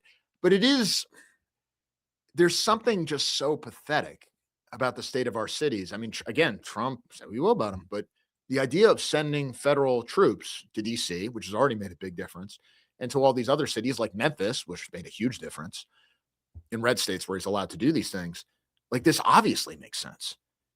There was somebody, I think it was my father-in-law, was telling me the story where this Chinese diplomat came to the U.S. and he's looking around. They're going to a meeting or something. And he says, don't you think it's a disgrace that your capital city is like this? That there are like criminals everywhere and there are people like peeing on the sidewalk and there's trash everywhere. Like, shouldn't this be different? And I remember that because Trump said something about like that about a year ago, and people reacted like it's just an aesthetic thing. It's fascism. Remember Jon Stewart when Tucker Carlson goes to Moscow and Tucker says something like, wow, like the subways in Moscow are so nice, which they are.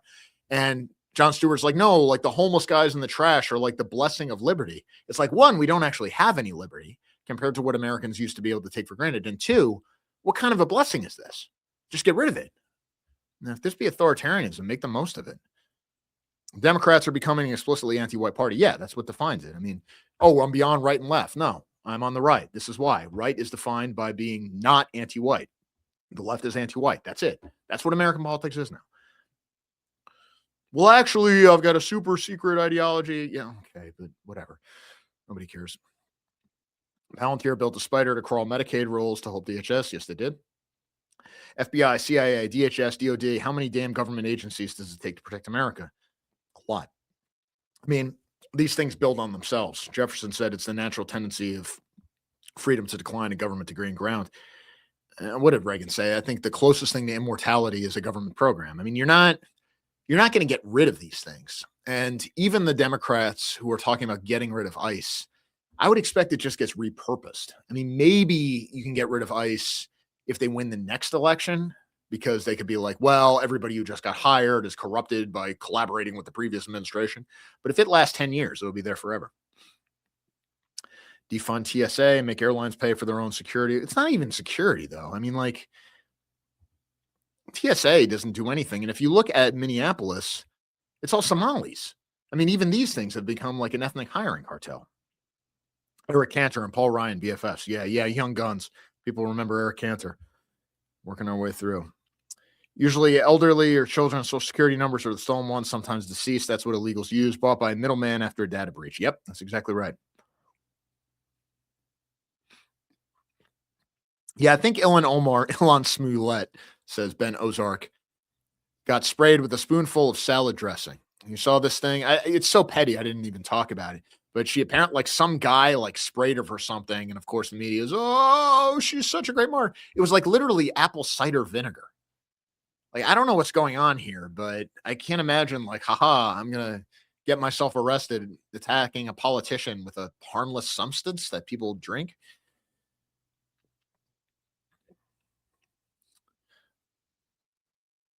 Speaking of lawn mowing, Rand Paul has been disappointing. Yeah. You would think that a guy who got shot at and then got attacked. Culturama. If you're not watching Culturama, you should. Even if he isn't doing enough, at least he's doing it. People need to be realistic. Yeah, that's exactly right. I mean, if you don't think Trump is doing enough, we better have a force to the right. You better have something that can meaningfully pressure him for the right. And if we can't do that, then we're in a situation where you basically take what you can get. What I want to do is build that kind of a right. But, oh, Trump's failing. We're doomed. We're all going to die. I just don't think it's particularly helpful. And I say this as one of the most black-pilled people out there. Maybe it will require the left having to hunt everyone down to get to the right and patriots to fight back with armed resistance. Maybe. But what happens if that's criminalized? I mean, these sorts of things are never like all or nothing. What it is, I mean, look at the way the left-wing violence is. It's not they come up and are like, ha, ha, ha, I'm going to kill you. It's they'll push, they'll put their hands in their pockets and shoulder bump you. They'll threaten. They'll do these kinds of like halfway tactics. It's kick the dog until it bites and then shoot it. I mean, this is how they operate. So it's the same thing the way they deal with ICE. You touch them, you blow the whistles, you get in the way, you attack the vehicles, you push and you push and you push and you push. And at any moment, like, these are all crimes, just as like me touching you is technically an assault. But if then it escalates to somebody pulling a gun, like or breaking their nose even, like, they're going to go to jail. And they know this. This is how it works. A lot doing it in our circles, but normies are scarily disengaged. Oh, yeah. That's exactly right. Culturama knows of what she speaks. They are kept ignorant and listening to this way. Trump is going to have to defy activist judges to accomplish anything real at this point. I agree, but how? I mean, it is going to have to come to that, ultimately. If you're like, what is the one thing where it's like, okay, we're being serious now? It's when you defy the judges. What I think they're counting on is the Supreme Court telling these lower court judges, you can't do this. But the thing is, the Supreme Court already did that, and they're still doing it. Now, here's the other fun thing. Oh, well, why are these judges getting to rule on these things? Fun fact, the only court that the Congress can't just get rid of is the Supreme Court. Congress can pass a law saying judges can't rule on this thing. You can just do that. Congress can pass a law just abolishing some of these courts. You can just do that. And you don't need a constitutional amendment. It's a law. You have the majority. You get rid of the filibuster. You could do it tomorrow, but they won't. For the same reason they won't impeach. I mean, I think this is one of the big mistakes of the framers is they thought that Congress would be jealous of its prerogatives, but that's not true. They want to stay in office and not do anything. Noted fat black woman Oprah built a school in South Africa with its own hair salon and yoga studio. I think we all know where that meant. Oh, yeah. When they nuked the comment sections across the internet, a million nodes of truth to power were silenced. That was the most effective leftist move in modern history. Maybe. But then we got social media. People can say what they want about Trump, but this shit is in the popular consciousness now, and we have a chance to do something. Yeah, compare that to the Obama years. Exactly right. The Bolsheviks were always involved, says Culture Roman. Yes, they were. And that was the Bonapartist reactionary coup that somebody mentioned. That's Napoleon III. I will definitely do a segment on him on one of the audio segments at some point. That's like one of the most important things. I think a lot of these guys still live in Northern Virginia, which is total swamp. I lived in Northern Virginia for a very, very, very long time. And yeah, the amount of change in that location, even over just my lifetime, is remarkable. Like, I'm old, but I'm not that old. And when I was in Arlington, when I was a kid, basically, I mean, it was still recognizably a southern city. Like, that's how radical it's been. The idea that like Alexandria still had like Confederate monuments and everyone was like, oh yeah, this is great. And now it's the most radicalized people on the planet. KD always says you have to be willing to move far away from the consequences of the Civil Rights Act. Yeah, that's what American life is. Moving away from the consequences of the Civil Rights Act.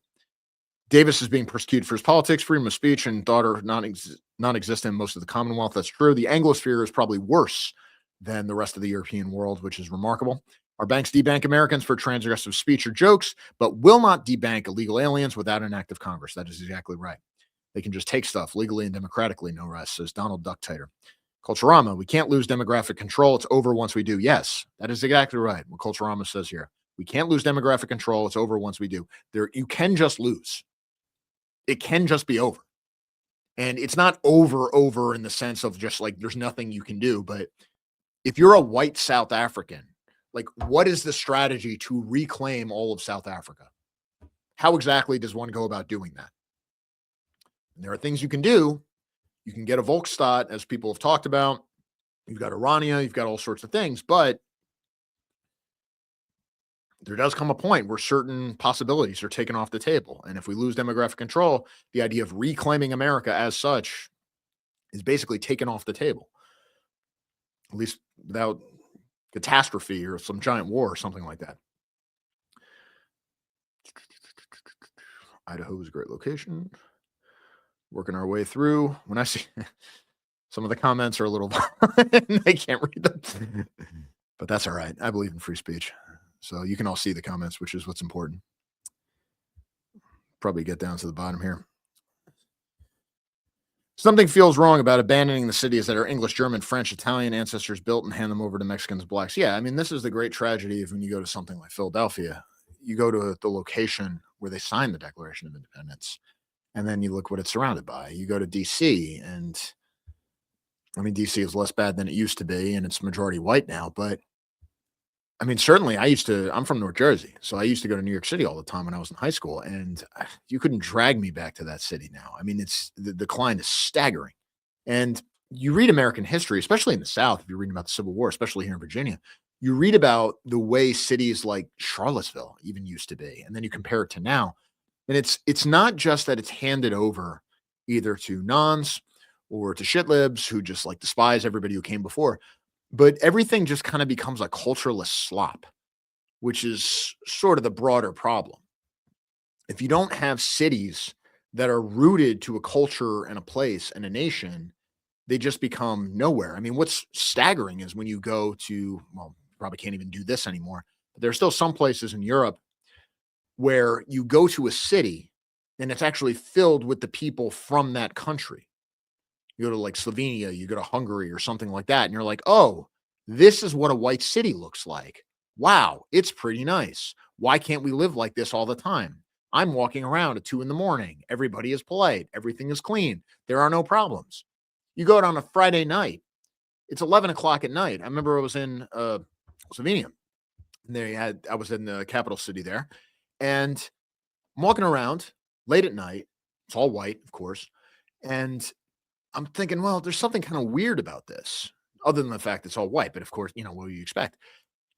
And what it was even though it was late at night, there were still people from all different age groups out there.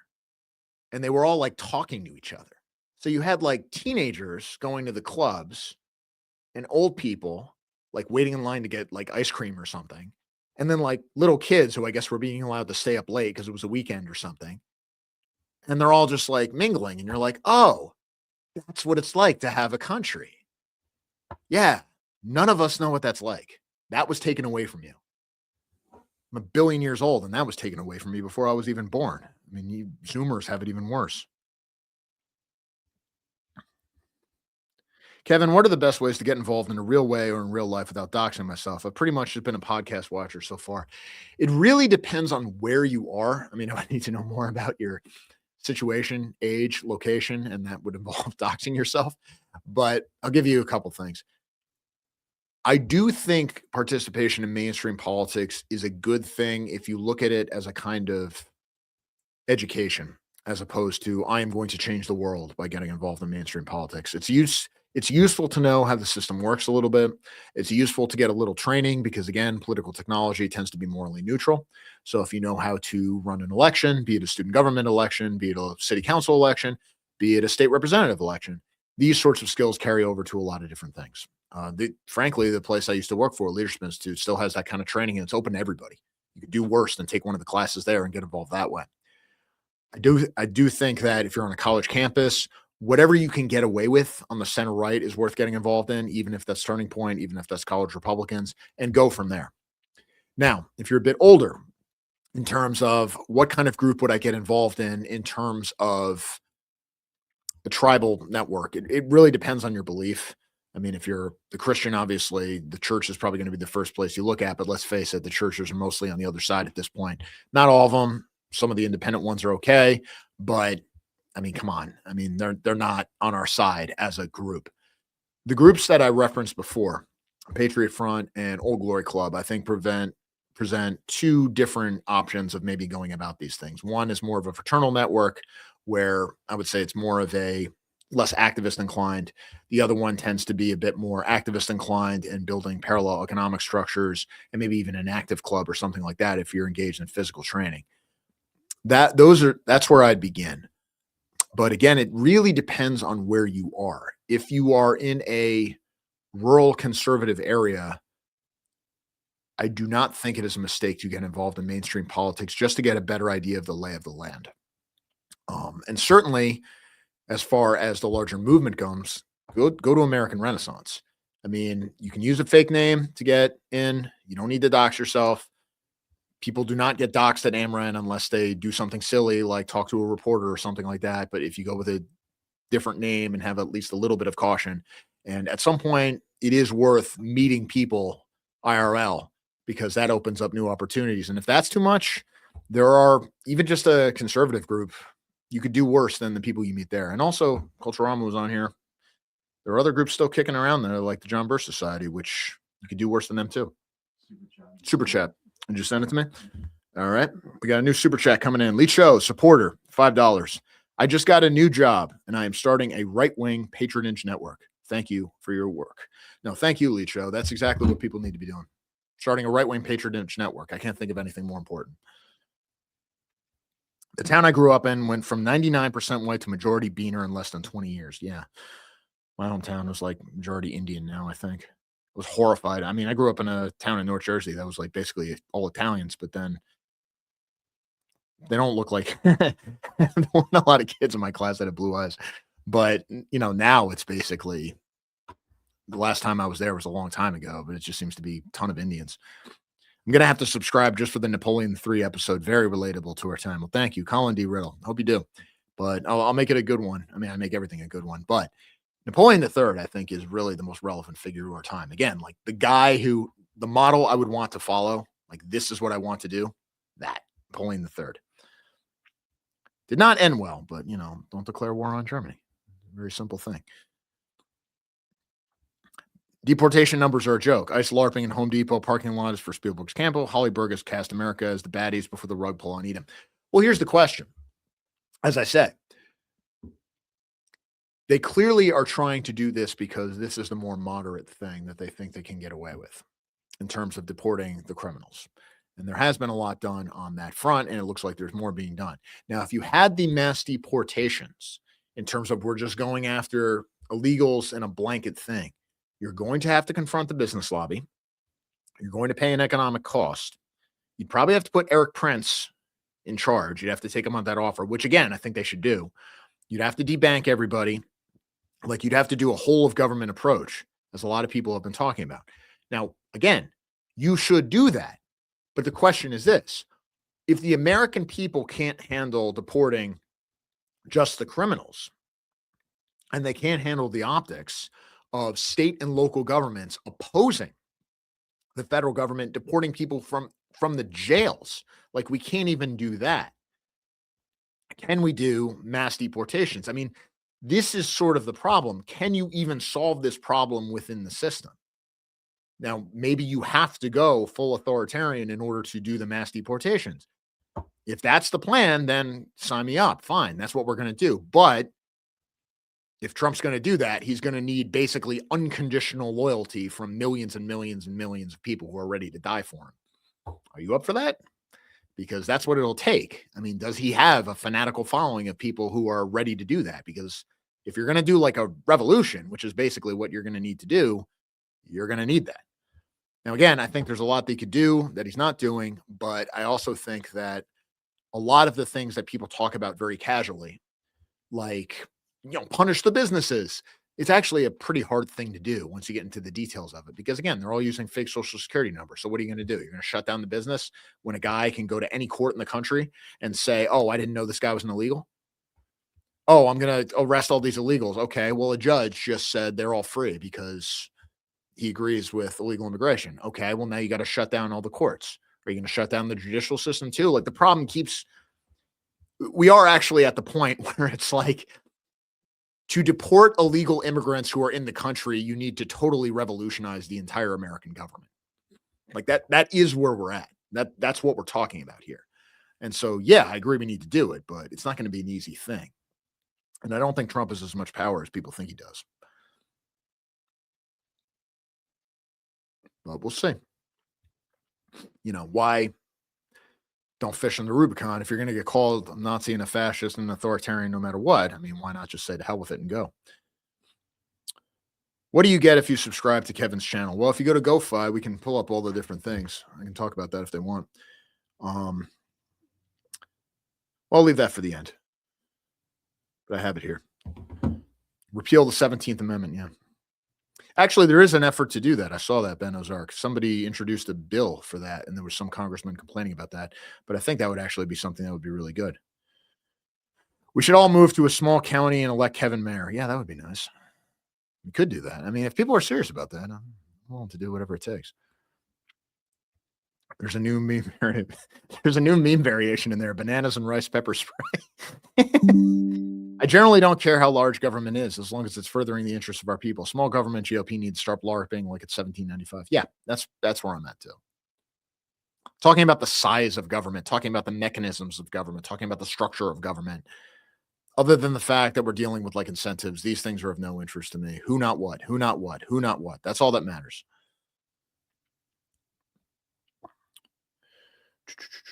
Even Bill Clinton in his first term talked about reducing government. Yeah, he did that, though, because of the Republican Revolution in 1994. Now, of course, I don't know if you saw Newt Gingrich the other day on Fox News saying, we need to have a national discussion about what kind of good people immigrants we're going to leave here, as if like the last 20 years didn't happen.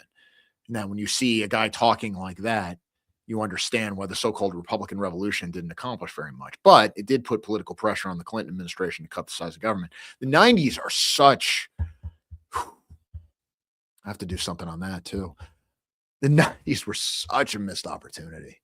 Like, every single one of our problems could have just been solved so easily. Pat Buchanan had this famous saying, because remember, he worked in the Reagan administration, and he said the biggest vacuum in American politics is to the right of Ronald Reagan. I'm always talking, well, okay, how are you going to build a force to the right of Trump? Well, there was a force to the right of Reagan. And what did they do? They elected George H.W. Bush, who pushed through all these policies where if you look through the details of it, including new civil rights legislation, it was a catastrophe. And you had all these times, including when Newt Gingrich was in there, where you could have just ended affirmative action. You could have ended immigration. You could have ended all these things. We just would not have these problems. And they just didn't do it. And if you look at Gingrich, especially, just some of the rhetoric, especially for somebody who fancies himself a deep thinker, and I've seen him, in person, met him and stuff. He's not. For somebody who thinks he's like a great intellectual, he will literally say things like, well, we can't do this because Republicans can win the black vote. Or like, oh, we're gonna win all these votes by like favoring more immigration, and then he'll go on a tangent about a moon base or something like that. I mean, these people are not serious.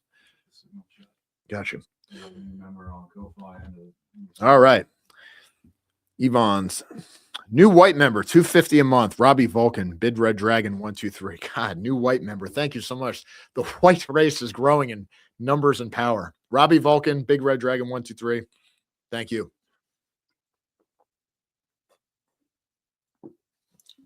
All right, we're into the second tall boy. Feeling good. New super chat. Yvonne 626 verified supporter ++. Dark Turn. Has Amaranth ever looked into creating a crime sadism index? Raw murder number won't capture the sadism that so many blacks engage in when they murder. That's an excellent point.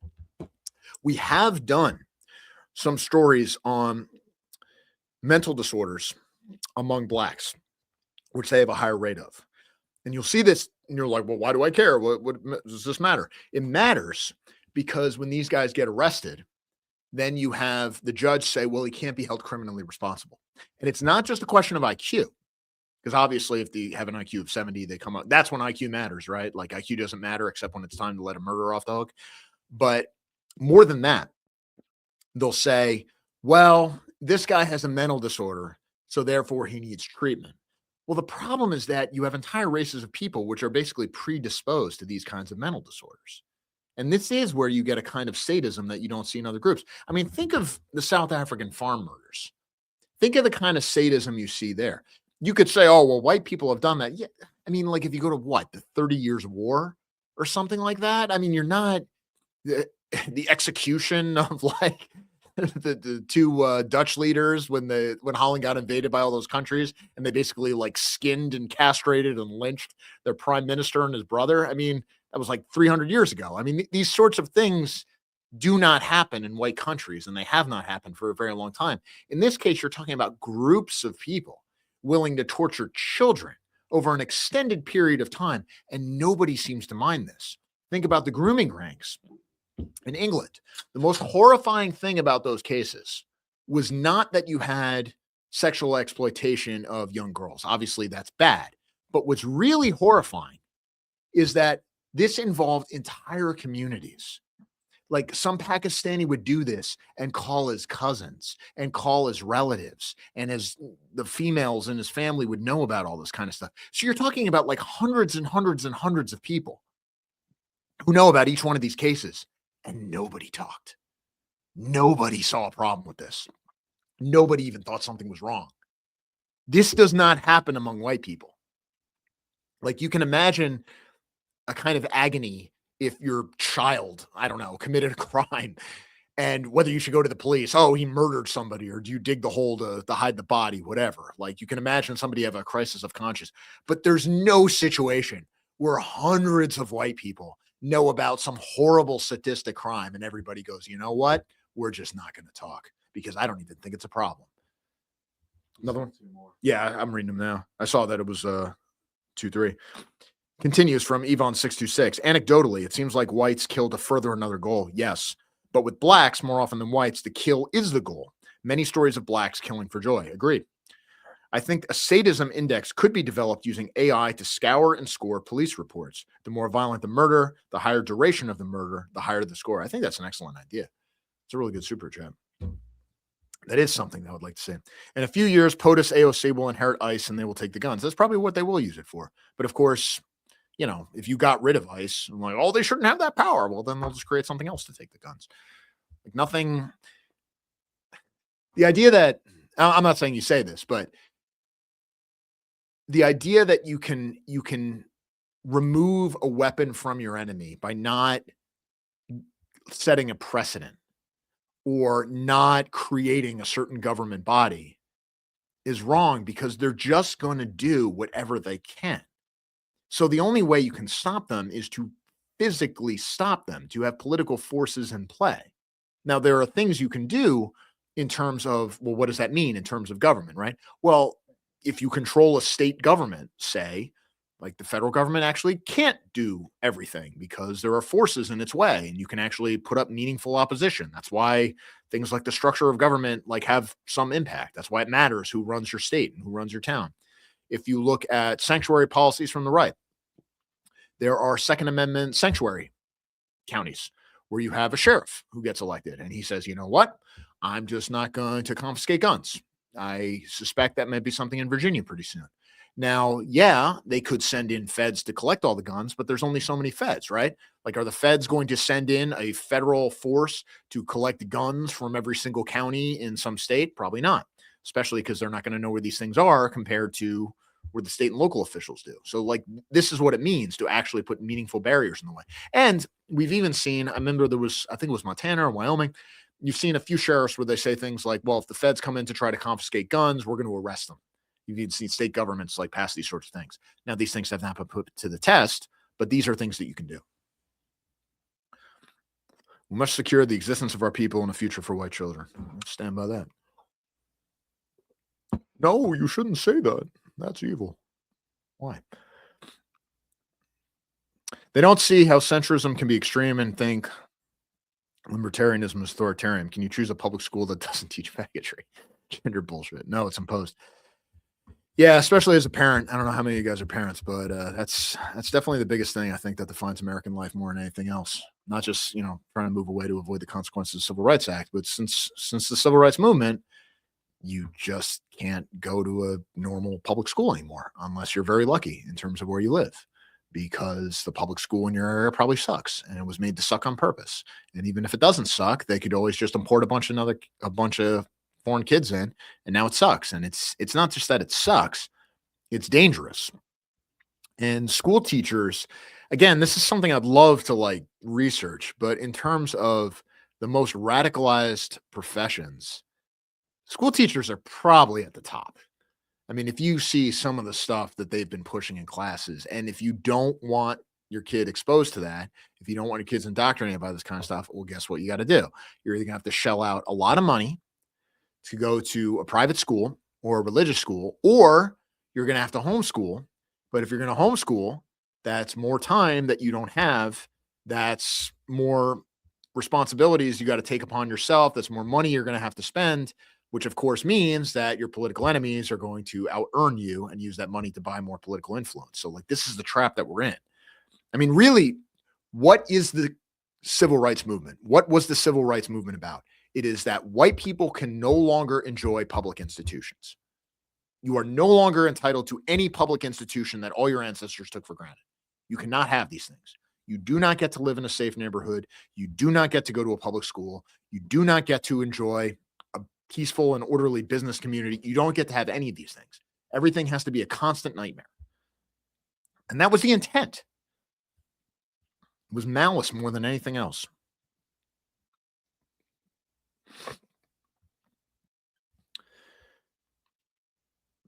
People are arguing about Napoleon III, which is good. Actually, I think they're arguing about de Gaulle. Traveling Eastern Europe was incredible. It didn't even feel real, almost like a time machine. It really is. Can't say I've toured Eastern Europe, but I've been to Hungary, and that was remarkable. Tax remittances by a lot. Watch the brown scurry home. Yeah, this is from Donald Duck Tater. Why don't they tax remittances? Well, that was part of the big, beautiful bill.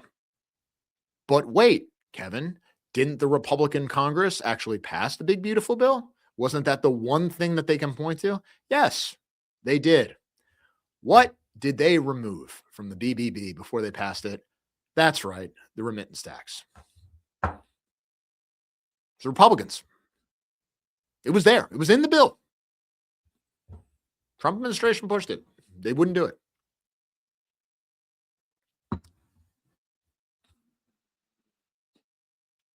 This is why I'm a centralist now. I don't think you can get a legislature to do the actions that need to be taken. Like, there's no way out other than centralized power. Like, oh, it's authoritarian. Like, no. Authoritarianism is what we have now, where you have all sorts of crazy rules where you can't enjoy your property, you can't run a business, you have no idea what the hell's going on, how many federal laws you're breaking. You have state governments and NGOs doing all these things to tie you in all sorts of things. And the worst part is you don't even know who to hold responsible. Like, if you've got a single centralized authority with one guy in charge who everybody knows run the show, that is better. Because if things go wrong, you can be like, that guy, it's his fault. I'd much rather have that. I lived in Ukraine. H.W. Bush was a traitor. Yeah, he was. Trump has more power in terms of foreign policy than domestic policy, says Colin D. Riddle. That's exactly right. I mean, what did somebody say? He's the mayor of America, but he's the dictator of the world. That's exactly right. Why can he just straight up kidnap the leader of Venezuela and there's nothing anyone can do about it? Because America is essentially sovereign when it comes to international affairs, at least in this hemisphere. But he's not sovereign when it comes to domestic affairs. And maybe the answer is we need to have somebody who's actually sovereign over domestic affairs. We just better hope that guy's on our side. And if he's not, we better figure out a way to make somebody who's on our side. I lived in Ukraine. This is Kitten Mouse. I lived in Ukraine and neighboring countries for a few years. So I understand I wanted to stay, but I decided to come back home ultimately. But the difference in those countries is stark. Yeah. Well, Ukraine's probably not doing too great these days. Monster was created by 2 Jews. Oh, I'm done. It's all over. There's a cross on the O in Monster. When you take a drink, you're inverting the cross. Drink it anymore.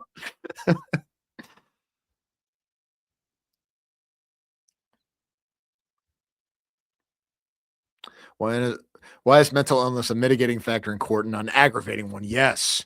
They are less likely to be rehabilitated in prison, even less than the average prisoner already is. That's exactly right. Yes. Thank you, Coney Hawk Pro Slaver. Oh, yeah. Love this guy, Coney Hawk Pro Slaver. Our entire legal system should be crumbled by that revelation right there. The fact that somebody has a mental disorder and he can't be rehabilitated, you should be punished more. Like, if your defect is inherent and genetic and that all you can do is destroy, like, you should obviously be locked up forever. And we should spend as few resources as possible on you. And we have to make sure at all costs you don't breed. And maybe we should just punish you for fun because, like, that's the only way you're going to learn anything, because obviously we can't reason with you. Like, you can imagine some super criminal who's actually committed a horrible crime. Like, maybe you can convince them, like, listen, we live in a society of laws. Here's like some religious books to read. Maybe we could talk him out of it. But if you're dealing with somebody who does not have that capability, you know, bullets can be cheap. Just solve the problem. It's not, it's incredible. I didn't know about the cross until recently. Well, I am pagan, so. But also necessitate a police bias index, words being used to describe the. Oh, so now the argument is about St. Peter's Cross. Yes, I mean, that's one of the things. St. Peter's Cross, he was crucified upside down. And if you look at the Vatican, they have the upside down crosses there, which I've seen people say, like, well, this shows that they're the Antichrist. Like, no, it's St. Peter's Cross. This is 9 years of Catholic school talking here. I went to a private prep school outside of Charlottesville, Virginia in the 1980s, and they were affirmative action hires even then, and they were a waste of time and money. Yeah. One of the, another episode of which I need to do. This will actually be a bonus episode, I think. Massive resistance here in Virginia. A remarkable example of what people are capable of. Virginia was told to desegregate. So you know what it did? It was told to desegregate the public schools, so it abolished public education. Just got rid of it for like years.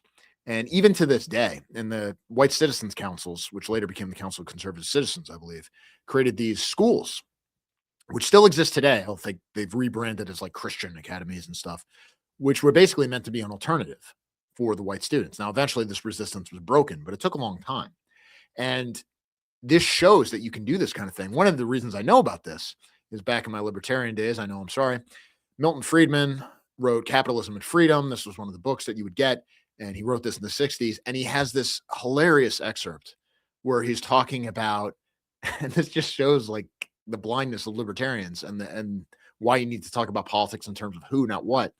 He's talking about like how inspiring it is that they have this private school system in Virginia. And this shows you don't need government schools and it's about freedom and liberty. And it's like, no, they just don't want their kids to go to school with blacks. Like, they don't care about your stupid libertarian government theories. Like, they just don't want blacks destroying the schools, which is what it's about. If they could have public schools that were good, they would obviously take that. Talk about missing the point. I had a classmate my junior year in college, graduate level comp sci class. He was 15, homeschooled by his mom. Yeah, homeschoolers tend to, I mean, there's probably selection bias there, but homeschool people tend to outperform. And when I was working in the conservative movement, the best workers on any campaign were always the homeschool kids. We have this government that is a bizarre Byzantine labyrinth of bureaucracy. Yep. No one ever talks about this. Bring back asylums. Yep. We need constitutional amendments to make sure we can never become a democracy again. Well, the original Constitution was not a democracy. We need to have an amendment that says, like, you can't amend this part. That'll be the only way to do it. Punish for fun. Okay, in that case. This is why we used to have institutions and eugenics laws. Yes, that is absolutely true. I think we're almost done here. Totally agree. The insanely violent ones are the ones who need to be dealt with more than anyone else. Again, it's leftists doing the opposite of what should be done. So that's why they replaced the Robert E. Lee statue with a black girl that wanted access to white schools. Yeah. And Hate Commander says, listen to the Amy Therese interview. That was a lot of fun. Glad to know there are still some reasonable women in Oz. Yep. There is. I enjoyed that a lot. I thought what you had to say about the left being a death drive is exactly right. One of my best friends had this saying, talking about, when we're talking about the insane criminals and everything else, when they talk about authoritarianism, when they talk about fascism, when they talk about all these kinds of things. And again, we're not even really talking about like authoritarianism or fascism. These are just scare words. But what they call fascism, by which they mean militantly punishing degeneracy and crime and these and obviously destructive behaviors, is basically freedom for 99% of the people, because now you can go to a public park again. Now you can send your kids to a school. Now you can walk down the street and feel safe. Now you can live for cheap because you don't have to move far away from all these people. But it's slavery for 1% of the people who are like incredibly destructive. Freedom is actually slavery for 99% of people, because we have to live our entire lives at the mercy of the worst among us. And everything we do is determined by that. Like, why do I have to deal with homeless schizos when I go to some of the wealthiest cities in the world? Think about how insane that is. Why do you have like crazy black criminals on a subway screaming at people and asking for money and attacking people, and some guy in a uniform doesn't just come and throw them in a sack and take them away somewhere? Like, that's obviously the solution. But like, we can't do that. Why? Because that's authoritarian. Well, how is that less horrific in terms of being at the mercy of arbitrary power than having insane criminals victimize you all the time and you're not even allowed to fight back? Like, that's much worse slavery. Old Hickory would have these leftists wetting themselves. Kev, can you get Tom Sewell on? That's an interesting idea. I'll try. I mean, again, I did an interview with Joel Davis a while back, but lost to time on his end, I think. Although, I mean, I guess the question when it comes to Australia is, what can he say, right? I mean, I don't want him to go to jail. But we'll see what happens. Toxic altruism has destroyed a high trust society. It's more like it's a system where basically it's so easily hacked by everybody else. I mean, this is the tragedy of the Anglosphere that you have in Northern Europeans generally, is that you have something that if everybody goes by the rules, you do create more prosperity and you're able to do things that nobody else can do. But all it takes is one group to say, well, I'm not going to play by these rules. And the problem with Anglos is that they think it's the rules that make the difference, but actually it's the culture, where it's just inherent that these rules are an expression of the way we think about morality and all these sorts of things. And so therefore we're just going to kind of automatically obey them. But at the same time, because you're so individualist that you actually believe the rules and the law like have an independent power of themselves, you think they can be extended to the rest of the world. And of course they can't. Somebody had something about the Jesuits being subversive, which I should put up. That's one of the great mysteries to me, is Jesuits were perhaps the most subversive force in the church. My dad had his Jesuit education, devout Catholic, but had very progressive beliefs. I never understood why until I learned about the Jesuits. I did more about the Jesuits because, again, 9 years Catholic school talking, the Jesuits were like the soldiers of the Counter-Reformation. I mean, they were this like militaristic order with super discipline and everything else. Himmler supposedly based a lot of like the SS on like how the Jesuits organized. Like they were seen as this kind of like elite shock troop of the church and the enforcers of orthodoxy and, you know, the thing that were the fanatical soldiers of the Pope that would crush the Reformation once and for all. And then you think about Jesuits now and it's like, yeah, they're always the biggest shitlibs of all time. And it's like, well, what happened? How do you go from the people who were the shock troops of orthodoxy, or if you're a Protestant or not inclined to like the old traditionalist church, the force of repression, almost a caricature of right-wing authoritarianism.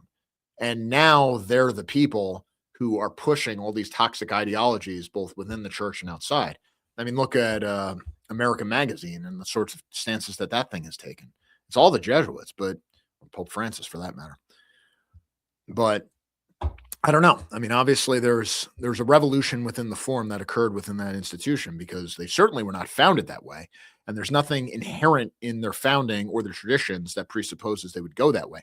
Maybe it's just something that has to do with education. Maybe it's something that has to do with, in any kind of institution, especially once you get into education, you're always going to have an incentive to try to push more liberal ideas, because that's how you build your reputation.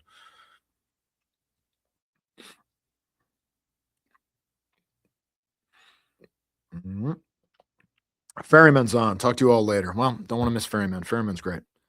You can tell Kevin is snowed in with how long this. Yes, I've actually been living here for a week, just subsisting entirely on monsters. So please send paradrops of white monsters. Kevin, do you feel anything the DSA has done is replicable for the right? Probably not something you can get to now. Well, I'll say something. I've always thought we, broadly speaking, could do at least some sort of a caucus within the Republican Party, or even something akin to like the Working Families Party, where because people were like, well, let's start a third party. It's like, all right, but the problem with the third party is that you're going to spend all your time and money doing ballot access, and it sucks, and you don't get to do anything important. But you can do like a pressure group where basically you have certain stances, and if they go with these stances, then you give them your endorsement. And if they don't, then you run a spoiler. Like that's how you do it. The problem is this. The problem is that you don't want to set up something where Republicans actually build credibility by denouncing it. So if you were like the white caucus in the Republican Party, it's like, all right, well, all that's going to happen, and I don't want this to be true, but let's be realistic here. All that's going to happen is anybody who runs for Congress is going to say, I don't want the endorsement of these racists. And then the media is going to celebrate it. And all you've done is actually reduce your influence. So it would have to be structured in a very specific way. And you'd have to have a very specific middle ground. This is just the price of participating in mainstream politics. Now you could say, well, I don't necessarily want to do that. Okay, there are lots of things you can do. I'm not saying you have to do mainstream politics, but I am saying if you wanted to do something like that, these are the compromises you have to make. This is just the price you pay.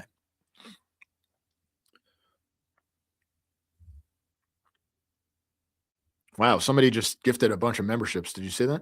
Yeah, I don't know what that is. Yeah.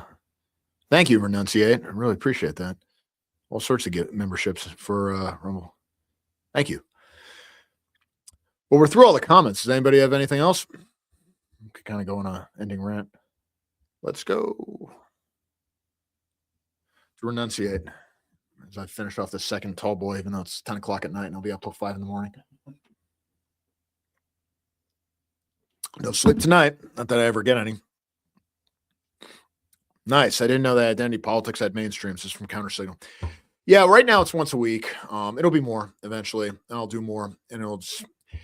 The issue is that I like being able to go into some of these things and have it quotes from articles pulled out, the videos pulled out, where I'm like, okay, we're treating this sort of subject in a certain way. Live stream necessarily is going to be more off the cuff. And like at best, I can maybe pull a couple videos and be like, show this, show this. I mean, you've seen these sorts of streams where it's just some guy, typing, looking at his computer and talking to the audience and looking at the comments as he's doing this kind of thing. Or you have like something like Nick where he's just going, right? And you can do those two things, but I like to do some of the other stuff too. So it's never going to be like 100% live. Certainly not with like the bonus episodes for like gold subscribers and stuff, where we do something that's a bit more evergreen, where we're trying to like give a treatment of a topic where you don't want to necessarily be tied to whatever's happening at that moment. But we are going to do a lot more live streams, and always Thursday at 7:00 going forward until I have a heart attack ideally a heart attack on stream.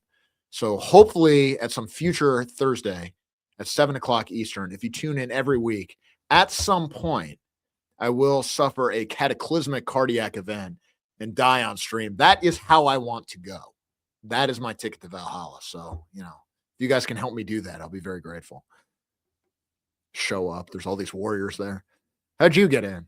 Well, you guys are pussies. I shotgun 3 monsters in 10 minutes. I think the average person likes to have a moral shield for their political convictions where they can pretend it's not based entirely on self-interest. I think that's exactly right. I think that so much of morality and ideology is an after-the-fact rationalization of concrete interest, but that doesn't mean you don't actually believe it. There was something that somebody posted today. I can't remember what it was, where he said, these are what leftists actually believe. The ICE agent that shot Renee was never in danger. Charlie Kirk was killed by a Trump supporter. Trump colluded with a firefighter to stage an assassination attempt. Biden didn't have cancer or dementia. The Hunter Biden laptop was Russian disinformation. Michael Brown really said, hands up, don't shoot. Like, they really believe this stuff. I mean, how many people right now really believe, and will fight you if you say, they didn't actually arrest a 5-year-old. ICE did not do that. But there was a protest saying we need to get this 5-year-old out of custody. Like, what? The idea that an immigrant would run away from his kid, and so therefore you have to take care of this kid because you're not like a monster and you're not going to let a 5-year-old run around in the snow. This doesn't even apply to them. It doesn't even enter their brains. It's just kind of half remembered stuff from media and whatever else because they want to believe it. And this is true of the larger moral framework, where it's just half remembered plots from TV shows and movies, which is why it is so dangerous that you have this kind of anti-fascist panic since 2015. I mean, what is the overall theme in everything from The Boys, which, obviously they're leaning into hard the idea that this is really just about the Trump administration, but even something like Man in the High Castle. Why do you have figures like J. Edgar Hoover being in the Nazi administration? J. Edgar Hoover was, when he was heading the FBI, was cracking down on the far right just as much as he was cracking down on the far left. It's just, we don't remember that. Why do you have like George Lincoln Rockwell, being introduced? He wasn't in the book. Why do you have him being introduced as like this huge figure and everything else? Because they're trying to scare the bejesus out of you that like Nazis are actually running the show. And actually the esoteric message is not that there's some fantasy world where there's a Reich in America. It's that America has always been the Reich.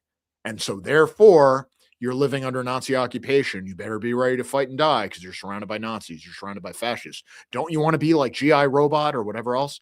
Like, this is what they're gassing up people to believe.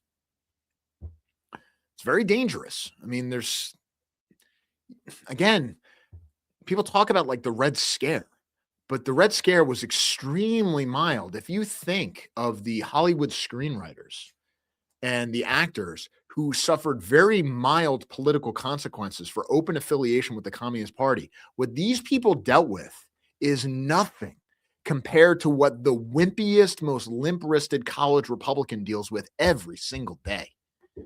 These people have never dealt with opposition in their entire lives. We got a new member on Ko-Fi, a white member. I don't know if we want to say the name just yet, in case. Okay, yeah, I don't want to give the name real quick, but to our most recent member, our most recent white member, $250 a month. Thank you so much. Really appreciate it. Yeah, this is going to have to be a thing. I don't want to like dox him. So, yeah, or is not saying the name is we don't want to dox you, but we're going to have to go through those. Put the link there if you want to go over the tiers at some point too. Yeah, I'll go through that.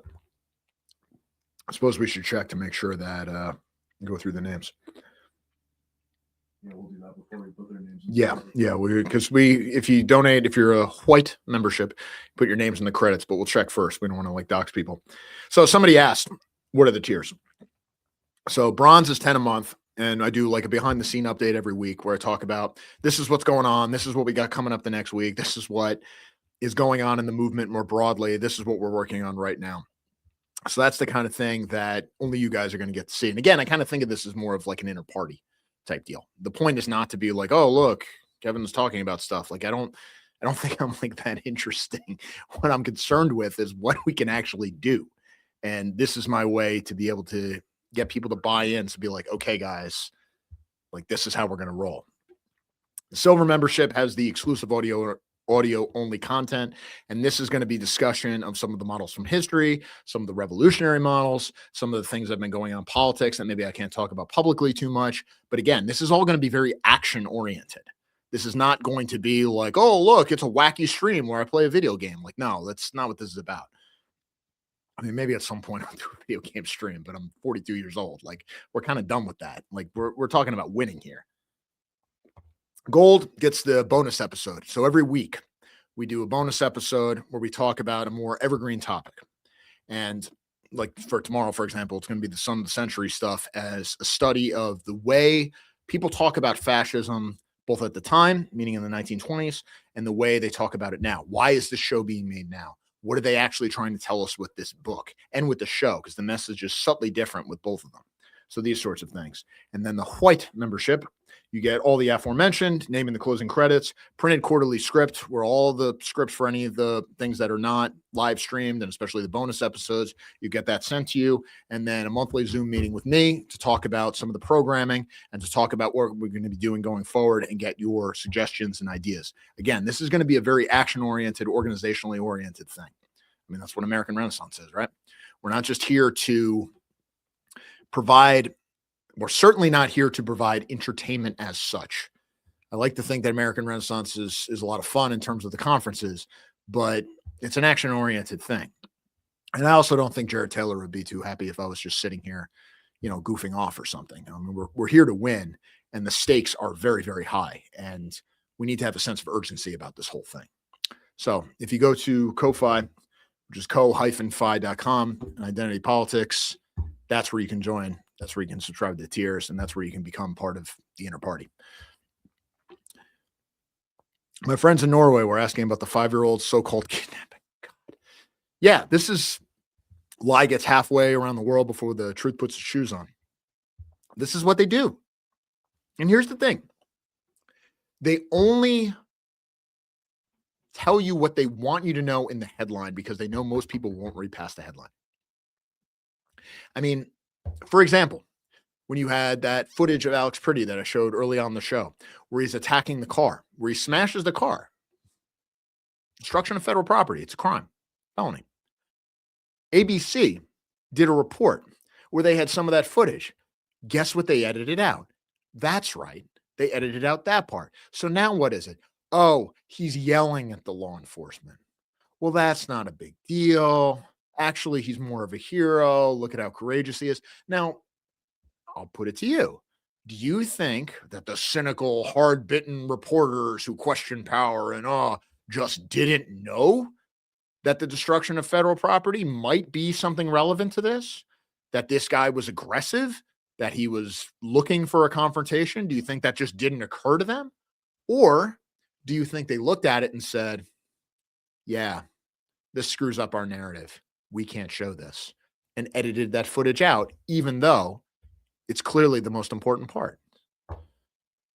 It's not stupidity, it's malice.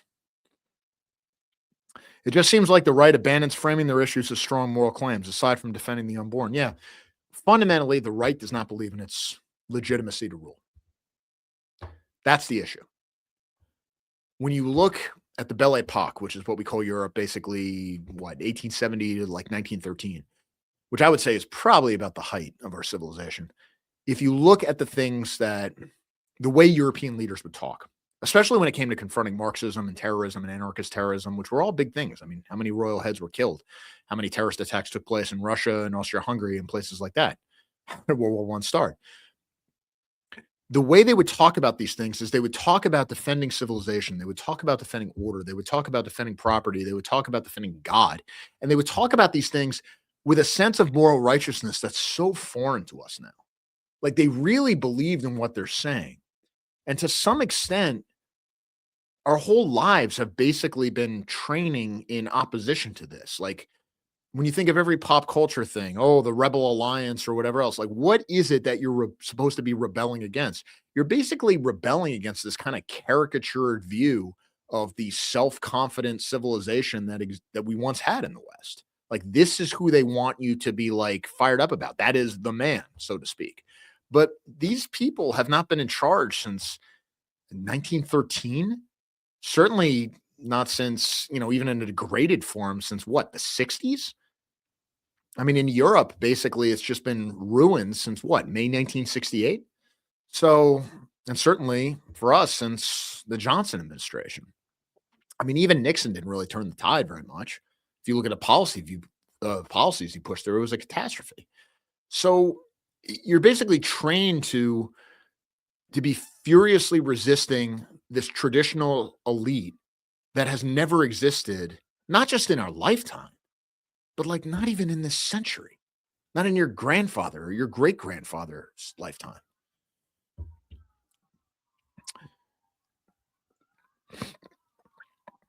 Sun City was about ending apartheid in South Africa, and that turned out beautifully, didn't it? Yeah, Sun City is God, that's another good one to do. Sun City, I'm hearing police sirens. Maybe they're coming for us.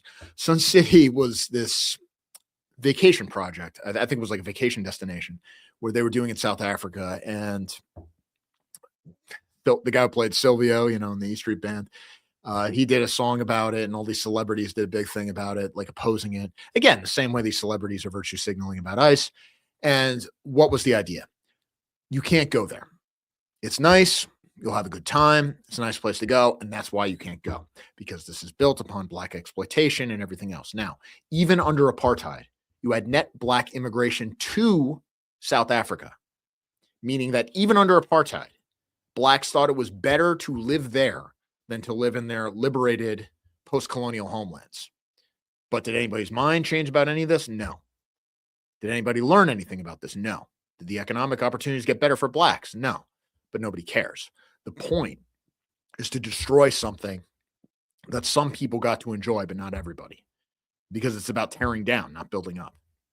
And it always was. Yeah, Nixon gave us the EPA. He didn't just give us that. He gave us a lot of bad things.